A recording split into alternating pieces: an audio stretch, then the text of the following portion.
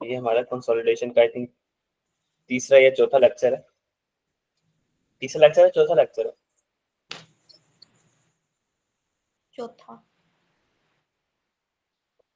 चौथा लेक्चर। तो अपने लेक्चर को हम स्टार्ट करते हैं। पिछले लेक्चर में कोई सवाल हो तो पूछ लो, नहीं तो फिर कंटिन्यू करो।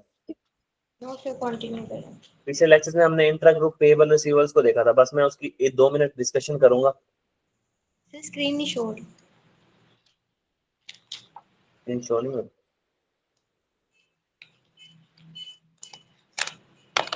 अब हो रही है स्क्रीन शो? जी सर। तो हमने पिछले लेक्चर के अंदर इंट्रा ग्रुप पेएबल रिसीवर को देखा था। मैंने कहा था ये पेरेंट्स की बुक है, ये सब्सिडरी की बुक्स हैं, और ये आ रही है कंसोलिडेटेड बुक्स।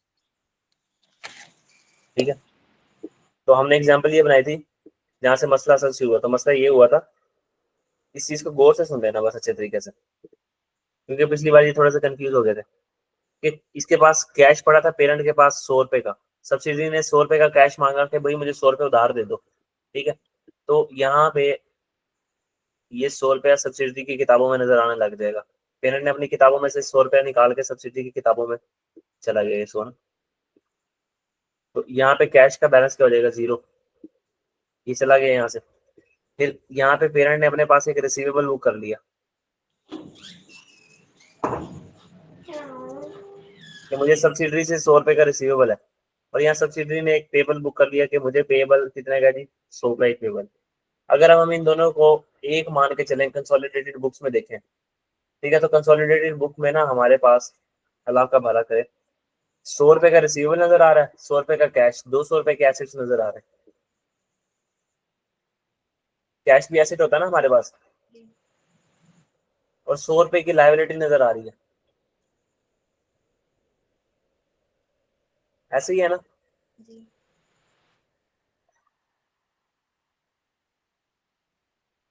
ऐसे ही है ना? जी सर। अच्छा, तो हमने कहा था कि अगर आप इसको एक मान के चल रहे हो, सर पैसे तो 100 रुपए ही थे, ये 200 रुपए के एसेट कैसे नजर आ रहे हैं? वही 100 रुपए है, हम इन दोनों को एक मान के चले। इन दोनों के पास कितने कितने पैसे हैं? 100 रुपया। एसेट पूरे ग्रुप के पास एसेट कितना है? 100। पूरे ग्रुप की लायबिलिटी क्या है? सर पूरे ग्रुप की कोई लायबिलिटी नहीं है। हमने अपनी एक जेब में से पैसे निकाल के अपनी दूसरी जेब में डाल दिए, तो हमने एक जेब में रिसीवेबल बुक कर लिया, एक में पेबल बुक कर लिया। सर पूरे ग्रुप की लायबिलिटी है नहीं। ग्रुप ने किसी को पैसे देने हो तो वो लायबिलिटी होगी। ग्रुप ने आपस में एक दूसरे को क्या पैसे देने, तो लायबिलिटी तो होनी नहीं चाहिए। इसका मतलब एसेट 100 रुपए से बढ़े हुए हैं और लायबिलिटी 100 रुपए से बढ़ी हुई है। तो हम यहाँ पे एंट्री कर देते थे कि रिसीवेबल को डेबिट कर दो, क्रेडिट कर दो 100 से, और पेबल को डेबिट कर दो 100 से। तो ये आपस के पेबल रिसीवेबल खत्म हो जाते थे ऐसे। जी सर। तो ये मसला था असल, जो कल हमने डिस्कस किया था। तो अब इसको समझ लेना। तो इसमें हमने माई बाप मानना था पेरेंट को। अगर पेरेंट कह रहा है मैंने रिसीव करने हैं 100 रुपए, और हमारी सब्सिडरी कह रही है मैंने सिर्फ पे ही आपसे करने हैं 80 रुपए, ठीक है, तो हम कहते थे हो सकता है कि कैश इन ट्रांजिट हो। सबसे पहले एग्जाम्पशन लेनी थी कैश इन ट्रांजिट, 20 रुपए का। सब्सिडरी कह रही है मैंने 80 नहीं पे करने, मैंने 180 पे करना है। तो हमने कहा कि वो कह रही है 180 पे करने हैं, तो इसमें से 100 उसने पे करने होगा पेरेंट को, तो पेएबल को 100 से डेबिट, रिसीवेबल को 100 से क्रेडिट करो और पेएबल को 100 से डेबिट कर दो, और बाकी के पेएबल किताबों में 80 रुपए के नजर आने दो, ये किसी और को पे करने हैं। आपस के पेएबल रिसीवेबल 100 से हमने खत्म कर दिए। गुड्स इन ट्रांजिट आ जाए तो वो खुद आपको बताएगा कि वो जो दोनों के दरमियान डिफरेंस है ना, वो गुड्स इन ट्रांजिट का डिफरेंस है। फिर हमने पढ़ा था कि अगर एक सब्सिडरी हमने पेरेंट ने इन्वेस्टमेंट की हुई है, पेरेंट ने लोन दिया हुआ है किसी चीज, एक लोन दिया हुआ है सब्सिडरी को, तो वो लोन रिसीवेबल डेबिट करने के बजाय इन्वेस्टमेंट डेबिट कर लेता है। क्योंकि इन्वेस्टमेंट भी एक तरह, लोन देना भी एक तरह की इन्वेस्टमेंट है, क्योंकि आपको सूद भी मिलेगा और वापस लोन भी मिलेगा। जी सर। तो ये सारी बातें थी कल वाली। फिर कोई चीज ना समझ आई हो तो फिर फर्दर हम इसके ऊपर बात कर लेंगे। हम अपनी नई एडजस्टमेंट्स की तरफ बढ़ते हैं। अच्छा, हमारी नई एडजस्टमेंट बात को मुख्तसर करते हुए,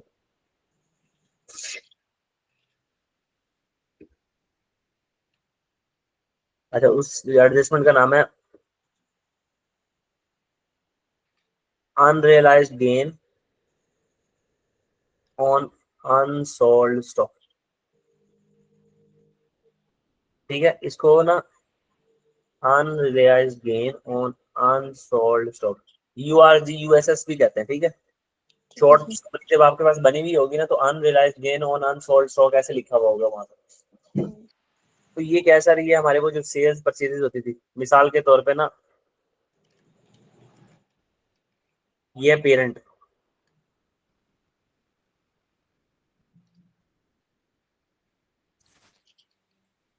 पेरेंट ने ना एक चीज बाहर की दुनिया से खरीदी 100 रुपए की। ठीक है, उसने आगे सब्सिडरी को दे दी 150 रुपए की, बेच दी। तो सेल में से कॉस्ट ऑफ सेल माइनस करें तो कॉस्ट उसको कितने की पड़ी थी, 100 की, पेरेंट को बाहर से। पेरेंट ने प्रॉफिट बुक कर लिया कितने का, 50। 50। तो ये आ गई हमारी सब्सिडरी।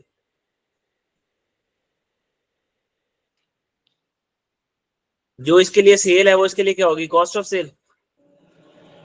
सब्सिडरी कहेगी मैंने पेरेंट से खरीदी 150 की और सब्सिडरी ने वो आगे सेल कर दी 180 की। तो सब्सिडरी ने कितना प्रॉफिट कमाया, 30। अल्लाह माफ करे, सब्सिडरी ने 80 प्रॉफिट कमाया। 30 बोला है सर, 30। अच्छा, मैं समझा कह रहे हो 80। मैंने कहा शायद हैरान हुई, पता नहीं क्या करती है। आपकी आवाज को पता नहीं क्या होता है ये। अच्छा, तो सब्सिडरी ने क्या किया जी, इसको बाहर की दुनिया को बेच दिया 180 का। अब अगर आप ग्रुप के हिसाब से देखो ना, ग्रुप के हिसाब से ये डब्बा लगने लगा है ग्रुप का, ये ग्रुप का डब्बा लग गया। ग्रुप में एक चीज आई थी 100 की और ग्रुप से बाहर बेच दी है हमने 80, 180 की। तो ग्रुप का प्रॉफिट कितना है, 80, 80। हाँ शाबाश। अगर मैं कहूँ कंसोलिडेटेड पीएनएल बनाऊं मैं पी प्लस एस, तो हम कहेंगे कि ग्रुप ने कितने का, ग्रुप की आई थी 180 रुपए का, बाहर बेचा 100 की आई थी, तो ग्रुप ने कमाया 80 रुपए। तो अगर ऐसी सिचुएशन हो तो कोई मसले वाली बात ही नहीं है। ठीक है, कोई मसले ठीक। वाली बात ही नहीं है, क्योंकि इनके सेपरेट प्रॉफिट उनको सम करो या जो बाहर से इन्होंने प्रॉफिट कमाया उसको सम करो, तो दोनों आपस में क्या है, बराबर। तो ऐसी ट्रांजैक्शन आ जाए कि जिसमें पेरेंट ने खरीदा आगे सब्सिडरी को बेचा और सब्सिडरी ने आगे फिर बेच दिया बाहर आउटसाइड वर्ल्ड को, तो हम्म। कोई मसले वाली बात नहीं है, क्योंकि हमारे पूरे ग्रुप का प्रॉफिट आप देखो तब भी 80 बनता है, ओवरऑल प्रॉफिट बाहर से देखो कितना कमाया वो भी 80 बनता है। ठीक है, जी सर। सिनेरियो नंबर 2 जब पढ़ोगे तो ऊपर वाली बात ज्यादा समझ आ जाएगी। सिनेरियो नंबर 2,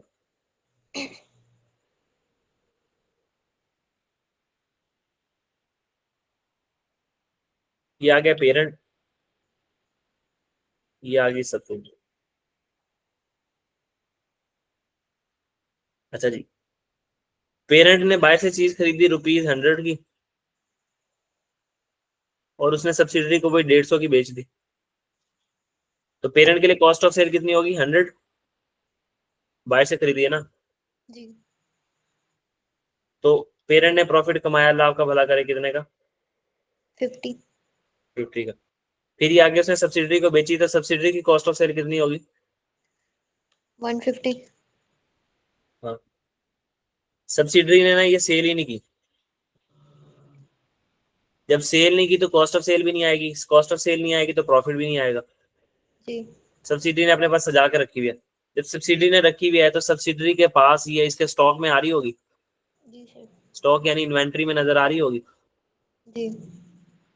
ठीक है, इन्वेंट्री में ये नजर आ रही होगी, कितने पे नजर आ रही होगी, 150। 150। अब आ गया ग्रुप के हिसाब से देखने का तरीका।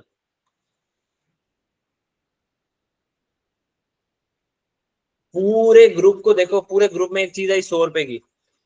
अगर मैं कंसोलिडेटेड पीएनएल बनाऊं ग्रुप का, पी प्लस एस का कंसोलिडेटेड पीएनएल बनाऊं, तो भाई पेरेंट का प्रॉफिट आया 50, सब्सिडरी ने कोई नहीं कमाया, तो पूरा पेरेंट ने 50 रुपए कमाए हैं। ठीक है, 50 रुपए का प्रॉफिट आ रहा है, प्लस सब्सिडरी ने अपने पास एसेट दिखाया हुआ एक 150 रुपए का, 150 रुपए का करंट एसेट दिखाया हुआ।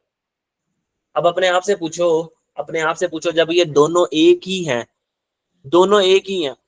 हमने एक चीज खरीदी थी बाहर से 100 रुपए की, हमारी किताबों में वो चीज 150 रुपए की नजर आ रही है। हम्म। हमारी किताबों में भाई क्यों 150 की नजर आ रही है? कोई नहीं वजह है। नहीं है। 150 की नजर आने की कोई वजह नहीं है। हम्म। अब हम सब्सिडरी और पेरेंट को अलग अलग नहीं सोच रहे, हम एक है। जो चीज हमने जितने की बाहर से खरीदी होती है उतने की हमारे स्टॉक में नजर आनी चाहिए ना। जी सर। प्लस ये जो 50 रुपए का प्रॉफिट है, ये जो नजर आ रहा है हमारी किताबों में, ये किससे कमाया हमने? सब्सिडरी। सब्सिडरी और अब हम दोनों तो एक है ना। जी। सब्सिडरी और पेरेंट एक है अब, तो ये किससे अपने आप से प्रॉफिट कमाया? जी। तो अब ओवरऑल आप देखो ना, तो एक जगह से आपके ना एसिड 50 रुपए से बड़े पड़े हैं, हम्म। क्योंकि एसिड तो रिकॉर्ड 100 पे होना चाहिए था, आपने 100 का खरीदा है। और आपके जो प्रॉफिट है ना वो भी 50 रुपए से बड़े हैं भाई। ये 50 का प्रॉफिट किससे कमाया हुआ है आपने? ठीक है। ठीक है। तो अब मसला ये आता है, क्योंकि ऊपर तो 50 रुपए का प्रॉफिट आपने कमा लिया था, सब्सिडी ने बाहर बेच के चीजों को 30 का प्रॉफिट कमा लिया था, जी। और हमने 50 का सब्सिडरी को बेच के कमा लिया था। अब वो चीजें ही नहीं है जिसके ऊपर हमने बात करनी थी। तो इसलिए मैं कह रहा था कि ऊपर वाले सिनेरियो के अंदर जो गेन है ना, वो देखो पूरे ग्रुप का गेन 80 बनता है, और बायर हमने खरीदी थी 100 की, बायर बेची है 180 की, तो बायर का गेन भी 80 बनता है। तो दोनों में मसला ही नहीं है किसी चीज का। लेकिन नीचे हम्म। ये सीन नहीं बन रहा था, खरीदी 100 की और बायर हमने अभी बेची ही नहीं। तो किताबों में 100 की नजर आनी चाहिए, किताबों में नजर आ रही है 150 की, 50 से एसिड बढ़े हुए हैं। ठीक है। तो अब ऐसा सिनेरियो ना, जब हमने पेरेंट ने सोल्ड कर दी हो सब्सिडरी को और सब्सिडरी ने आगे ना बेची हो, या सब्सिडरी ने पेरेंट को सोल्ड कर दी हो और पेरेंट ने आगे ना बेची हो, तो मसला ये होगा, एक के एसिड बढ़े हुए होंगे, दूसरे का क्या बड़ा होगा प्रॉफिट। जी सर। अच्छा, अब एसिड किसके बढ़े हुए हैं? सब्सिडरी के। हाँ। अब यहाँ पे छोटी सी बात है, देखो ये सेलर था इस केस में, ये बायर था। सेलर के एसिड बढ़े, सेलर का प्रॉफिट बढ़ा हुआ है, और सब्सिडरी के क्या है, बायर के क्या बढ़े हुए हैं? एसिड। एसिड बढ़े हुए हैं। तो हमने बस यहाँ पे एक रूल बना लेना है कि जो सेलर है उसकी रिटेन अर्निंग को कम कर दो, यानी प्रॉफिट को कम कर दो, और जो बायर है उसके एसिड को कम कर दो। अब जब भी हमारे पास आएगा ना, पूरी बात का nutshell, unrealised gain on unsold stock, जब भी ये आएगा ना, तो हमने क्या करना है कि भाई हमने अपने पास एंट्री कर देनी है, जो सेलर है उसकी रिटेन अर्निंग इज डेबिट, और जो बायर है उसका स्टॉक क्रेडिट। सेलर की रिटेन अर्निंग डेबिट, बायर का स्टॉक क्रेडिट। सेलर अगर पेरेंट है तो पेरेंट की रिटेन अर्निंग डेबिट और सब्सिडरी का स्टॉक क्रेडिट, और अगर सेलर सब्सिडरी है तो सब्सिडरी की रिटेन अर्निंग डेबिट और उसका पेरेंट का जो है ना स्टॉक क्रेडिट। ठीक है। जी सर ठीक है। और ये एडजस्टमेंट हमने किस चीज से करनी है, किस वैल्यू से करनी है? प्रॉफिट जो। की वैल्यू से। ठीक अनरियलाइज, जो अनरियलाइज प्रॉफिट है, जो हम्म। अनरियलाइज प्रॉफिट है उसकी वैल्यू से। ठीक है।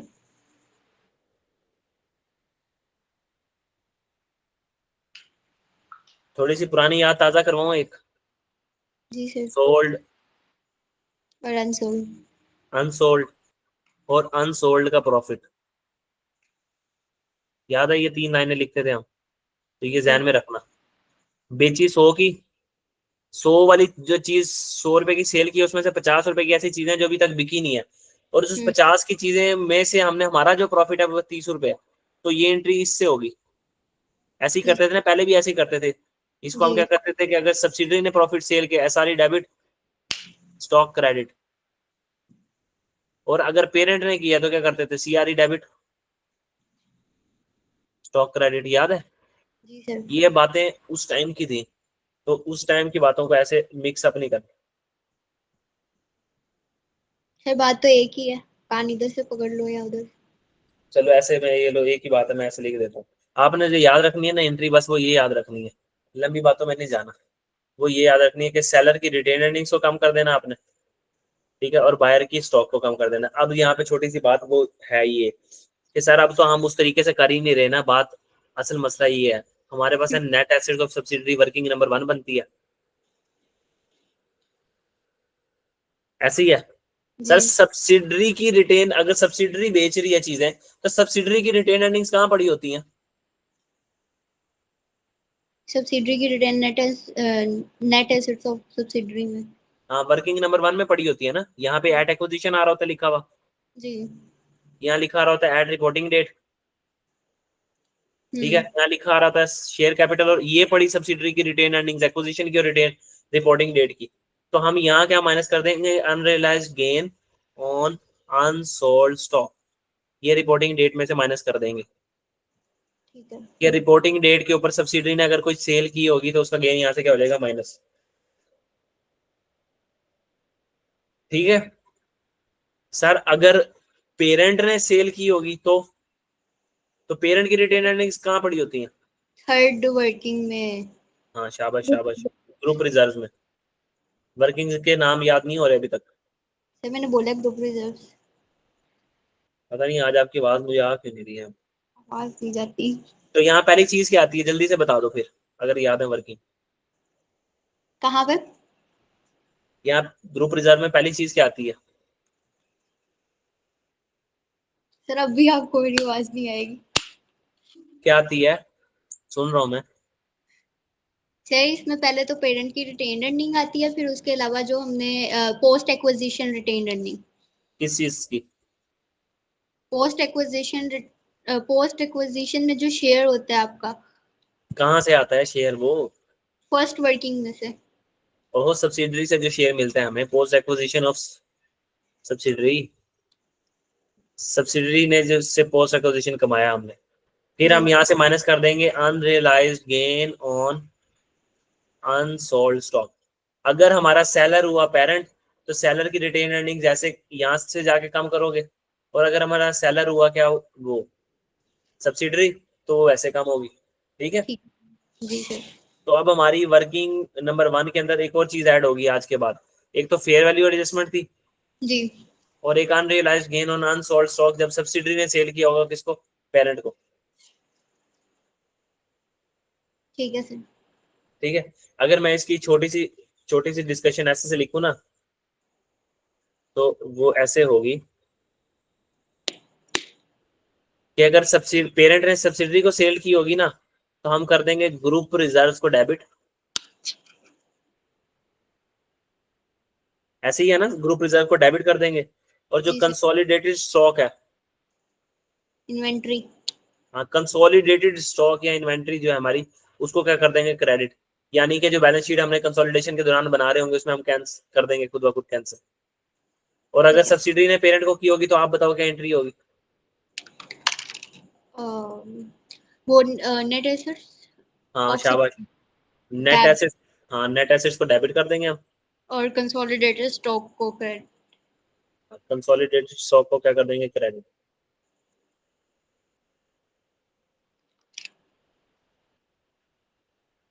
ठीक है। ये होगी unrealised stock on unsold, unrealised gain on unsold stock. ठीक है। अब इसी के साथ ना, भी आती थी। जी, इसमें एक और चीज भी आती थी, क्या आता था इसमें? प्रॉफिट मार्जिन और मार्कअप। हाँ ना, तो वो प्रॉफिट निकालने का तरीका ये मैंने बता तो दिया। अब ये, अब तो आप बड़े हो गए हो, मैं मार्जिन मार्कअप तो नहीं सिखाऊंगा ना। अब ये जो प्रॉफिट है ना, ये वाला जो प्रॉफिट है, मैंने आपको बताया कि अनरियलाइज्ड प्रॉफिट की वैल्यू से ये चीज, ये एंट्री होगी। जी। तो अनरियलाइज्ड प्रॉफिट वो आपको बता देगा कि आपने सेल की है 100 रुपए की, ठीक है, इसमें 20% मार्जिन है। तो अब मैं आपको मार्जिन निकालना तो नहीं सिखाऊंगा अभी अब तो बड़े हो गए, आप F7 पढ़ रहे हो। ठीक है। तो अब मैं आपको कहूँ कि देखो बच्चों, मार्जिन होता है, मार्जिन का मतलब सेल 100% है, तो cost plus profit is equal to sale. तो आप इसको ले लो 100 ले लो, प्रॉफिट 20 है, तो ये बना हुआ है 80। तो ये 100 पड़ा हुआ है आपके पास, अल्लाह आपका भला करे, 100 के ऊपर, और आपने जाना है 20 प्रॉफिट पे, तो आपका प्रॉफिट है 20, तो इस 20 से आप ये एंट्री करना। तो अब ये बातें तो आपको खुद करनी पड़ेंगी, ठीक है सर। वरना तो हमारी कंसोलिडेशन के लिए 10 दिन चाहिए हमें, अगर मैंने ऐसे करवानी है कंसोलिडेशन। नहीं सर मैंने मैं पहले कर। बताया कि मैं ये अज्यूम करके कंसोलिडेशन करवा रहा हूँ कि आपने कंसोलिडेशन पहले से की हुई है। जी सर। तो फेयर वैल्यू की एडजस्टमेंट आ गई, एक मिनट।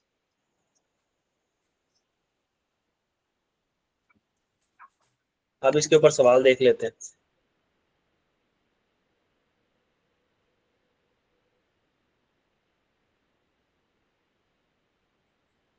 एक मिनट, मुझे सवाल कॉपी कर लेना।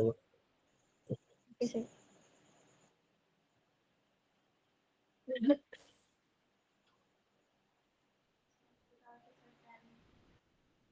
अभी हमारे पास इतने सारे रहते हैं कॉन्सेप्ट्स और हमारे, तो ये तो बहुत आसान सी बात थी आज, मुश्किल तो नहीं थी। नो सर, ये तो पहले से भी आती है, बड़ी हो गई हूँ। चलो शाबाश। इससे अगली बात इससे भी ज्यादा आसान है।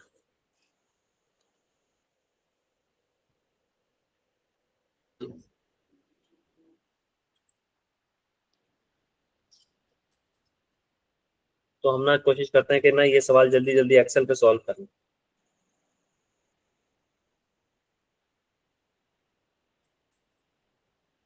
एक्सेल पे जल्दी सोल्व हो जाता है।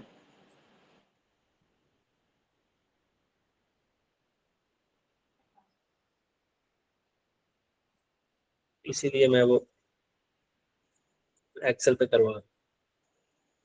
चलें, स्क्रीन शेयर करता हूँ आपसे।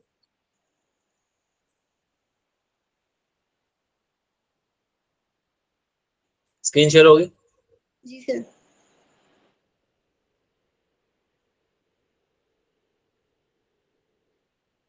सवाल नजर आ रहा है बिल्कुल सही।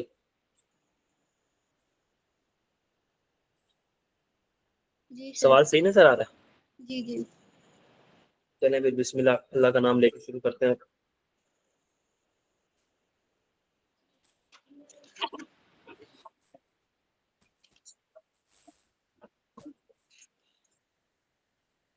अच्छा, सबसे पहले हमारे पास क्या आ जाएगी? Working number 1।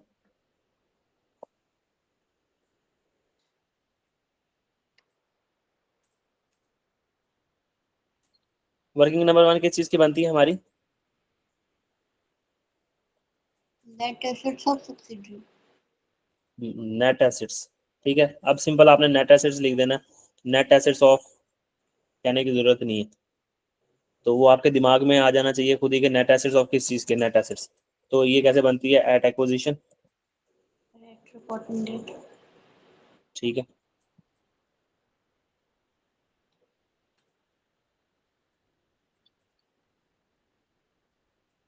Eight reporting day. Share capital. हम स्पेस दे देंगे। तो यहाँ हमारे पास आ जाएगा शेयर कैपिटल। जी सर। ये मैं सारे ना शॉर्ट फॉर्म में लिखता जाऊंगा। Okay sir. तो हमारे पास शेयर कैपिटल कितना किया गया सब्सिडरी का? 50,000।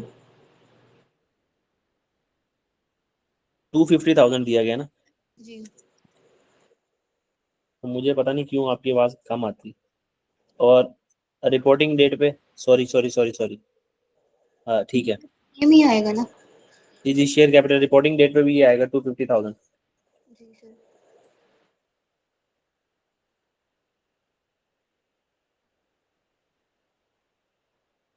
ठीक है, उसके बाद क्या आएगी जी हमारे पास? Retain earnings. एक्विजिशन पे रिटेन्ड अर्निंग्स हैं 240,000। ये मेरी अपनी स्पीड भी माशाल्लाह बहुत तेज है।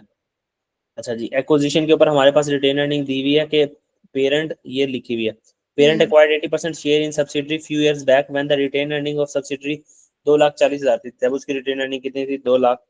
2,40,000। ठीक है, और अब रिपोर्टिंग डेट पे उसकी रिटेन अर्निंग हमारे पास कितनी आ रही है? 9,87,500। 9,87,500। ठीक है, ये आ गई हमारे पास। तो उसके अलावा अब हमने इस वर्किंग को यहाँ पे रुक जाना है, क्योंकि इस वर्किंग में हमारे पास और भी कुछ दिया गया, इसको हमने हाईलाइट कर लिया यहाँ पे कि ये हमारे पास पहली वर्किंग आ गई। अभी हम मैंने इसको क्या किया, वो नहीं किया। वर्किंग नंबर 2 कर लेते हैं हम यहाँ पे।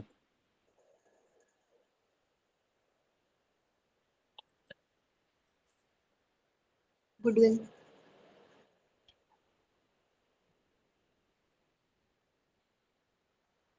वर्किंग नंबर 2 किस चीज़ की होती है हमारी? Goodwill goodwill. की। साथ साथ जवाब देते रहो ना। फेयर वैल्यू नहीं निकालेंगे तो गुडविल में भी तो फेयर वैल्यू आनी है। फेयर वैल्यू नहीं निकालेंगे मतलब? आपने ऊपर नेट एसेट्स की फेयर वैल्यू नहीं ना निकाली? हाँ ना, तो इसकी फेयर वैल्यू हम यहाँ निकाल लेते हैं ना। अभी एक चीज रहती है फेयर वैल्यू निकालने के लिए, क्योंकि गुडविल हमारे में पास देखो सवाल के अंदर हमारे पास दी हुई है पेरेंट ने सब्सिडरी को सेल की हुई है, सब्सिडरी ने पेरेंट को दी हुई है। तो यहाँ पे unrealize stock, unrealise gain on unsold unsold stock आएगा ना। तो इसका टोटल कर लेते हैं हम, एक्विजिशन के ऊपर टोटल कितना, 2 लाख 4,90,000 बनेगा ये। जी सर। तो ये आ जाएगा 490,000, क्योंकि वो तो रिपोर्टिंग डेट में से माइनस होता है ना। जी। तो ये आ गया गुडविल हमारे पास 490,000। तो गुडविल निकालने के लिए सबसे पहले हमारे पास यहाँ आ जाएगी क्या, कंसिडरेशन। हम लिख देंगे यहाँ जी कंसिडरेशन। कंसिडरेशन कितनी पे की हमने? 7,50,000। कंसिडरेशन आपने पे की है जी 7,50,000। वो आपने सवाल में से कॉपी कर ली, ठीक है। उसके बाद आपने यहाँ क्या, fair value of net assets. Share of net, आपने 80% एक्वायर किया हुआ है ना। जी sir. Share of fair value of net assets, तो ये कैसे निकलेगा आपका? 490,000 का मल्टीप्लाई करेंगे 80,000 से। तो हम तो कहेंगे कि 490,000 हमारा, अगर हम उसको मल्टीप्लाई कर दें, स्टार का क्या मतलब है हमारे पास, ये मैं सिर्फ 80%। वर्किंग करके दिखा रहा हूँ, ठीक किससे, है। 80% से। 392,000।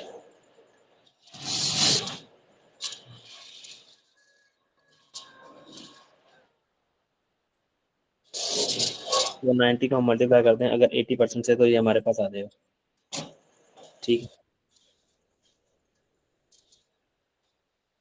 तो ये वर्किंग होगी, ये कितना आ जाएगा हमारे पास, share value fair value net assets, एक थ्री। लाख 48,600 नहीं सर। जी। 392,000। 392,000 आ रहा है। ओ सॉरी, कितना आ रहा है? 392,000। ये आपके पास आ जाएगा 392। आपने मन भी लगा दिया। कैलकुलेशन एरर के लिए माफी चाहिए।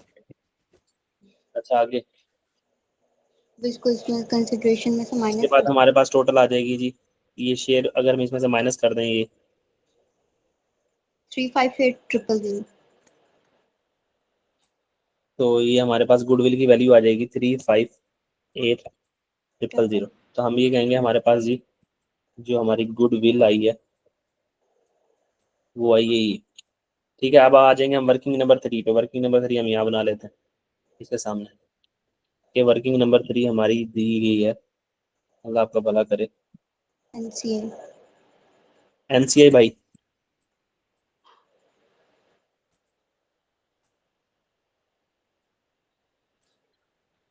तो एनसीआई में सबसे पहले क्या चीज आती है जी, एनसीआई हमारी एक्विजिशन। एक्विजिशन डेट पे कितने का था। तो एक्विजिशन पे अब सबसे पहले हमने ये देखना है। तो गुडविल में आपने सबसे पहली चीज यहाँ पे जाके एक चीज तो बताई नहीं, वो क्या, गुडविल में हमने पहले ये देखना था कि गुडविल हमारी पार्शियल गुडविल रिकॉर्ड करते हैं हम, के फुल गुडविल रिकॉर्ड करते हैं। तो सवाल में उसने हमारे पास फेयर वैल्यू ऑफ एनसीआई नहीं दिया था। फेयर वैल्यू ऑफ एनसीआई क्या होता है कि एनसीआई देखो, इस कंपनी के कितने शेयर है, शेयर कैपिटल है 2,50,000, ये है शेयर कैपिटल, हम्म। ठीक है। अगर मैं कहता हूँ कि फॉर एग्जांपल इसकी फेस वैल्यू है 10, तो मैं अगर इसको 10 से डिवाइड करूँ तो नंबर ऑफ शेयर निकल आएंगे मेरे पास। जी सर। मैं इसको डिवाइड करूँ 10 से, तो मेरे पास जो भी शेयर की अमाउंट वो निकलते हैं नंबर, ये मैं वैसे आपको ना एक एग्जांपल एक्सप्लेन करके दिखा रहा हूँ। तो मैं कहूंगा कि मेरे पास इज इक्वल टू कितने नंबर ऑफ शेयर बनेंगे, ये 25,000 शेयर बनेंगे। मैं कहूंगा ये जो 25,000 शेयर है ना, इस 25,000 शेयर में से पेरेंट ने 80% शेयर लिया हुआ है। तो मैं कहूंगा जो भाई आप पेरेंट हो ना, आप बताओ पेरेंट के कितने शेयर बनते हैं, 80%,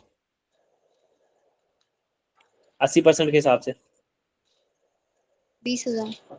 20,000 शेयर पेरेंट के हैं, और एनसीआई भाई के ना इसमें से जो शेयर है ना वो है 5,000। अब फेयर वैल्यू ऑफ एनसीआई का मतलब ये है कि एनसीआई ने जब एक्विजिशन डेट पे सब्सिडरी के ये 5,000 शेयर एक्वायर किए थे ना, उस दिन इन 5,000 शेयर की क्या फेयर वैल्यू थी, हम्म। ठीक है। जी सर। तो अगर वो हमें डेट ऑफ एक्विजिशन पे बता दे कि सब्सिडरी की, जब सब्सिडरी को आपने एक्वायर किया था उस टाइम सब्सिडरी के शेयर की कीमत ये चल रही थी, तो हम फेयर वैल्यू ऑफ एनसीआई निकाल लेंगे। या वो हमें खुद ब खुद सवाल में बताएगा, पिछले सवाल में बताता था फेयर वैल्यू ऑफ एनसीआई ये है। अगर वो हमें ना बताए सवालों के अंदर कि फेयर वैल्यू ऑफ एनसीआई क्या है, तो जी हम कहेंगे एनसीआई है क्या। एनसीआई वो बंदा है जिसने 2,50,000 का शेयर कैपिटल है, अगर मैं शेयर निकालूं तो ये 25,000 शेयर बनते हैं। 25,000 शेयर में से 20,000 पेरेंट ने एक्वायर किए हैं और 5,000 एनसीआई ने। अब मैं अगर कहूँ कि फेयर वैल्यू ऑफ एनसीआई कैसे निकलती है, तो फेयर वैल्यू, ये फार्मूला अपने पास लिख लेना। फेयर वैल्यू ऑफ एनसीआई बराबर होती है number of shares held by NCI. इसको अगर हम मल्टीप्लाई कर दें, इस ऊपर स्टार लगने का मतलब क्या है कि इसको हम मल्टीप्लाई कर दें अगर,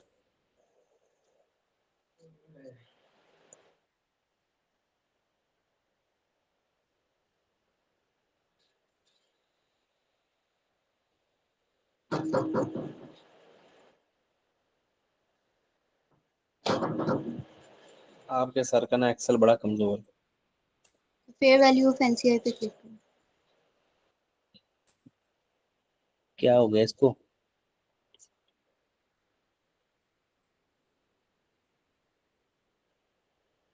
sir fair value of NCI वाले सेल को क्लिक करें। अब आ- मुझसे ज्यादा तो आपको पता है, शाबाश।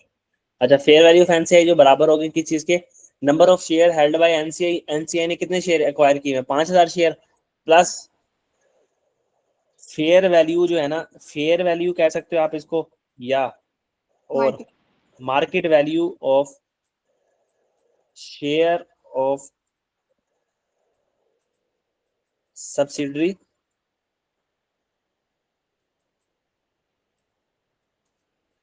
Eight acquisition date. Acquisition date के ऊपर भाई सब्सिडरी की शेयर की मार्केट वैल्यू क्या थी, 10। ठीक है। तो ये आपके पास आ जाएगा जी, आपके पास क्या आ जाएगा, फेयर वैल्यू ऑफ एनसीआई निकालने का तरीका, number of share held by NCI, ठीक है। और वो कैसे, नंबर ऑफ शेयर्स कैसे निकलेंगे आपके पास, अल्लाह आपका भला करे, वो निकलेंगे शेयर कैपिटल को डिवाइड कर दो फेस वैल्यू के साथ। तो ये भी कहीं लिख लेना, जी सर पता है। ठीक हो गया। जी अच्छा, अब इसको मैं मिटा देता हूँ, ये सारी चीज को मैं यहाँ से डिलीट कर देता हूँ। तो एक्विजिशन पे जो है ना, अब हमने वहां जाके देखना था कि फेयर वैल्यू किस चीज पे मैयर हो रही है हमारी, गुडविल। तो अगर उसने सवाल में फेयर वैल्यू फैंसी नहीं दिया हुआ, फेयर वैल्यू फैंसी अगर उसने दिया हुआ ना, तो इसका मतलब है उसने वो सारी कैलकुलेशन करके आपको निकाल के दिया और वो चाहता है कि आप गुडविल को फुल रिकॉर्ड करो। हम्म। तो अब नहीं दिया हो तो इसका मतलब है proportionate share of fair value of net asset पर रिकॉर्ड करवाना चाहता है, यानी कि पार्शियल गुडविल रिकॉर्ड करवाना चाहता है। ठीक है। तो मैंने इसलिए share of fair value of net asset, ये वर्ड्स पूरे बोला करो, आपको याद रहेंगे, एमसीक्यूज खुद ब खुद प्रिपेयर होते रहेंगे। तो एक्विजिशन डेट के ऊपर हमारी जो एनसीआई है उसका शेयर क्या होगा, तो वो मैं इधर नीचे लिख लूंगा कि भाई शेयर, सॉरी, एट एक्विजिशन का क्या मतलब होता है, share of NCI from fair value of net assets, कि एनसीआई का share fair value of net assets में से, यानी प्रोपोर्शनेट शेयर। अगर मैं आसान जुबान में बोलूं कि 4,90,000 में उसका शेयर, ठीक है। ठीक है। कंफ्यूज हो गया। नहीं सर ठीक है। 490,000 का अगर हम स्टैरिक ले लें कि इसका 20% शेयर, हम्म। तो सर वो एक्विजिशन की आ जाएगी, सीधी सी बात। आज मैंने एक्विजिशन को जरा डिटेल में लिख दिया 98,000 को, ठीक है। फिर उसके बाद आ जाएगा पोस्ट एक्विजिशन, सब्सिडरी से क्या कमाया, तो वो तो हमने अभी निकाला ही नहीं, तो हम यहाँ पे अभी लिखते ही नहीं, ठीक है। फिर हमारे पास वर्किंग नंबर 4 आ जाती है ग्रुप रिजर्व की। तो अब मुझे लग रहा है कि जैसे मुझे लिख के ही करवा देना चाहिए था इस बार, क्योंकि मेरी टाइपिंग स्पीड अल्लाह माफ करे बहुत बुरी है, तो मुझे तो बेसिक चीजें भी नहीं पता वैसे। तो वर्किंग नंबर 4 हमारी क्या होती है? Group reserve. Group reserve. चलो ये सवाल तो हम ऐसे ही करेंगे, अब शुरू तो कर लिया, अगले सवाल कर लेते हैं। ग्रुप रिजर्व में सबसे पहले बताओ क्या आएगा जल्दी से। पेरेंट की रिटेन अर्निंग। हाँ ऐसे ठा ठा करके बोला करो साथ साथ। पेरेंट की रिटेन अर्निंग्स आएंगी। पेरेंट की रिटेन अर्निंग सवाल में कितनी दी हुई है? 207800। 207800, 207800। उसके बाद पेरेंट के यहाँ पे क्या आता है? Post acquisition from subsidiary. जी सर आपने एक जीरो ज्यादा लगा दिया। 278, तो ये आ जाएगा हमारे पास पोस्ट एक्विजिशन सब्सिडरी से हमने कितना कमाया। ठीक है, इसको मैं छोटा कर लेता हूँ यहाँ सिंपल। तो अभी तक ये तो हमने नहीं निकाला था। अब जो हमारी पूरी बात की डिस्कशन थी ना, वो ये थी कि unrealised gain on unsold stock, तो इसके ऊपर हमने सारी बहस करनी होती। तो ना हम सबसे पहले वो कर लेते हैं। वो कह रहा है कि पेरेंट ने सब्सिडरी को सेल किया, ये देखो। अब यहाँ पे हम ये देख लो, बस ये नजर आ रहा ना, ये पूरी एडजस्टमेंट में मैंने यही करवाना था कि जो P2S है उसका क्या करना है, प्लस जो S2P है ना उसका क्या करना है। तो सबसे पहले P2S, पेरेंट ने सब्सिडरी को सेल किया 45,000 की। 45,000 की सेल में जो है ना जीपी है 25%, और उसमें से 70% स्टॉक है वो अनसोल्ड है। तो मैं क्या कहूंगा कि 45,000 की सेल है, ठीक है। ये तो हो गया सेल। हमने लेना होता है unrealised profit on unsold stock. ऐसे ही है, जी सर। ऐसे ही है। जी जी। तो 45,000 की सेल में प्रॉफिट कितना है? 25%। तो हम कहेंगे 45,000 का 25% अगर ले लो तो प्रॉफिट आ जाएगा unrealize profit on unrealize profit आ जाएगा टोटल। लेकिन हमने वो प्रॉफिट लेना है जो unrealize profit on unsold stock. ये पूरे स्टॉक का प्रॉफिट आ गया 25%। अगर मैंने 45,000 के ऊपर 25% लगाया तो पूरी जितनी भी मैंने स्टॉक बेचा है ना उस सारे का प्रॉफिट आ जाएगा। तो हमें तो वो प्रॉफिट चाहिए जो अनसोल्ड है अभी तक, है ना। हम्म। तो मैं इसका क्या ले लूंगा? 70% बस। इसका 70% लोगे तो आपके पास आ जाएगा 7875। 7875, ठीक है। अब इसकी एंट्री क्या करोगे? पेरेंट ने किया है तो जिसने किया होता है, तो हमने एंट्री क्या पढ़ी थी? हम क्या करते हैं, किसकी? Seller parent. की रिटेन अर्निंग को डेबिट करते हैं और बायर की कंसोलिडेटेड स्टॉक को क्रेडिट कर देते हैं। तो सेलर कौन है? पेरेंट। तो हम यहाँ कर देंगे ग्रुप रिजर्व को डेबिट। जी। ग्रुप रिजर्व डेबिट हो जाएंगे यहाँ से। तो मैं,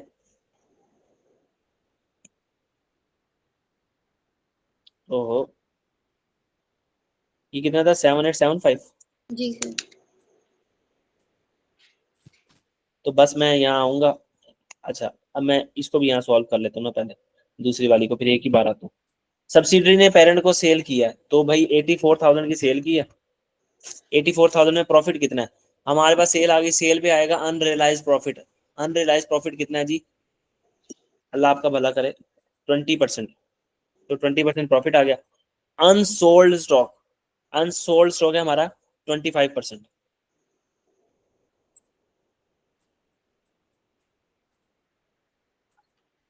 तो ये हमारे पास जो फिगर बनेगी ना वो बनेगी 4200। तो ये अब इसको क्या करेंगे हम? नेट एसिड को डेबिट करेंगे और इसको क्या करेंगे हम? ग्रुप रिजर्व में से डेबिट करेंगे। तो बस ये हमने सीखना था छोटी सी। हम यहाँ आके लिखेंगे unrealise gain on unsold stock, और ये जो रिपोर्टिंग डेट है, रिपोर्टिंग डेट में से हम कितना माइनस कर देंगे? 40। 4200। ठीक हो गया। जी सर। और इसको माइनस कर देने के बाद हमारे पास जवाब आ जाएगा 1233, 1233 33300। तो इन दोनों के दरमियान जो डिफरेंस होगा उसको आपने क्या कर लेना? गेन के तौर पे निकाल लेना। इन दोनों के दरमियान का डिफरेंस गेन के तौर पे निकाल लेना। प्लस इधर आएंगे हम और इधर आके हम लिखेंगे कि unrealised gain on unsold stock.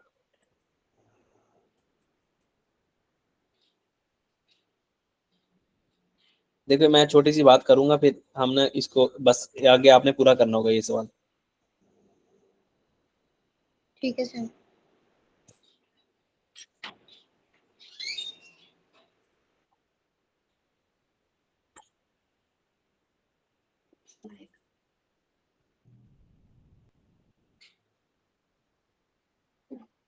तो यहाँ पे ना आपने माइनस कर लेना खुद ही, सिंपल 7875। ठीक है। ये ना मुझसे एक्सेल चल नहीं रहा, पता नहीं क्या मसला है।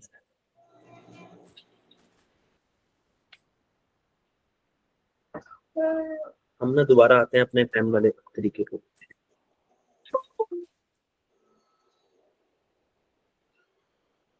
तो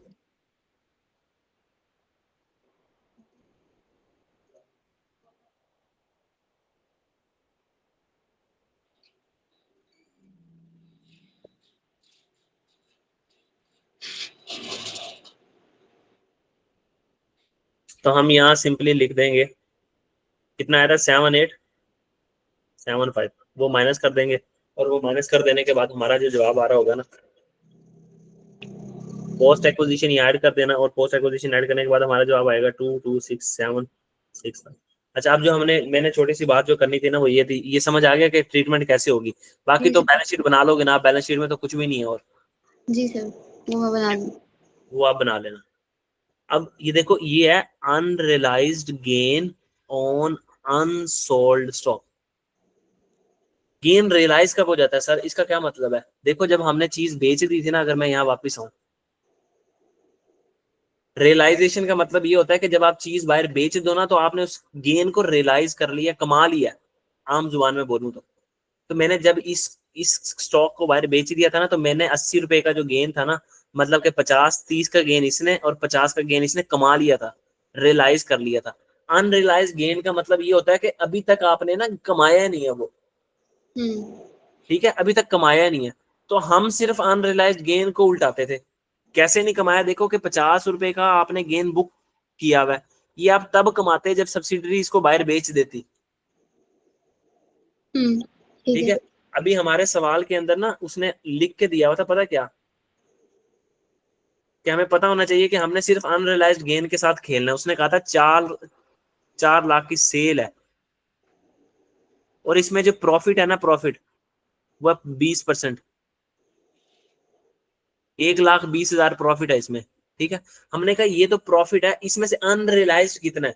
अनरियलाइज का मतलब इसमें से कुछ ऐसे, इस 4 लाख में से कुछ ऐसी इन्वेंट्री होगी जो हमने बाहर बेच दी होगी, सब्सिडरी ने आगे बेच दी होगी, मतलब इसमें से उसने कहा था अनरियलाइज्ड है, अनरियलाइज्ड जो है ना, अनसोल्ड स्टॉक है 70%, मतलब 70% स्टॉक बिका ही नहीं है, 70% स्टॉक बिका ही नहीं है।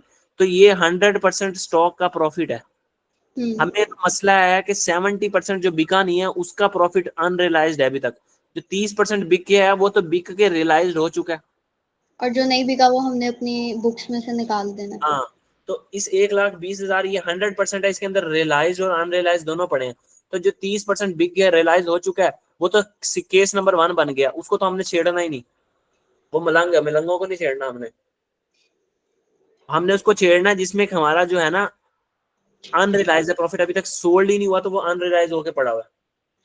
ठीक है। अनरियलाइज वर्ड बहुत इंपॉर्टेंट था, इस वजह से मैंने इसके ऊपर इतना जोर दिया, क्योंकि अगली एडजस्टमेंट इसी के ऊपर आने लगी। अब 2 एडजस्टमेंट हमने पढ़नी है बस, और हम क्या नाम लेते हैं, क्लास बंद कर देंगे।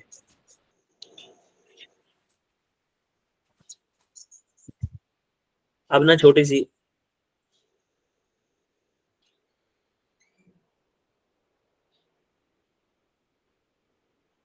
Unrealised gain on transfer of PP. हमने ना स्टॉक नहीं बेचा, कोई इन्वेंट्री नहीं बेची, हमने अपना प्रॉपर्टी प्लांट इक्विपमेंट उठा के बेच दिया सब्सिडरी को, ये सब्सिडरी ने हमें बेच दिया, ठीक है। तो ना सिर्फ छोटी सी चीज को समझ लेना आप, अनरियलाइज का कॉन्सेप्ट तो आपको आ गया ना। देखो, ये पेरेंट है, ये सब्सिडरी है। पेरेंट की किताबों में एक एसिड आ रहा था 100 रुपए का, ठीक है। पेरेंट ने उसको सोल्ड कर दिया सब्सिडरी को 150 रुपए का। पेरेंट ने कितना प्रॉफिट कमा लिया? 50। 50 का। सब्सिडरी बहन को ये कितने का पड़ा? 150। शाबाश, 150 का पड़ा। अगर सब्सिडरी ने इसको आगे बेच दिया होता ना, फिर हम कहते हैं कि प्रॉफिट रियलाइज हो गया। Okay sir. अभी हम रूल बना के आए ना कि अगर हमारे ग्रुप के से बाहर चली जाए कोई चीज तो रियलाइजेशन हो जाती है। जी सब्सिडरी ने आगे बेचा ही नहीं, सब्सिडरी की किताबों में नजर आ रहा है 150 का।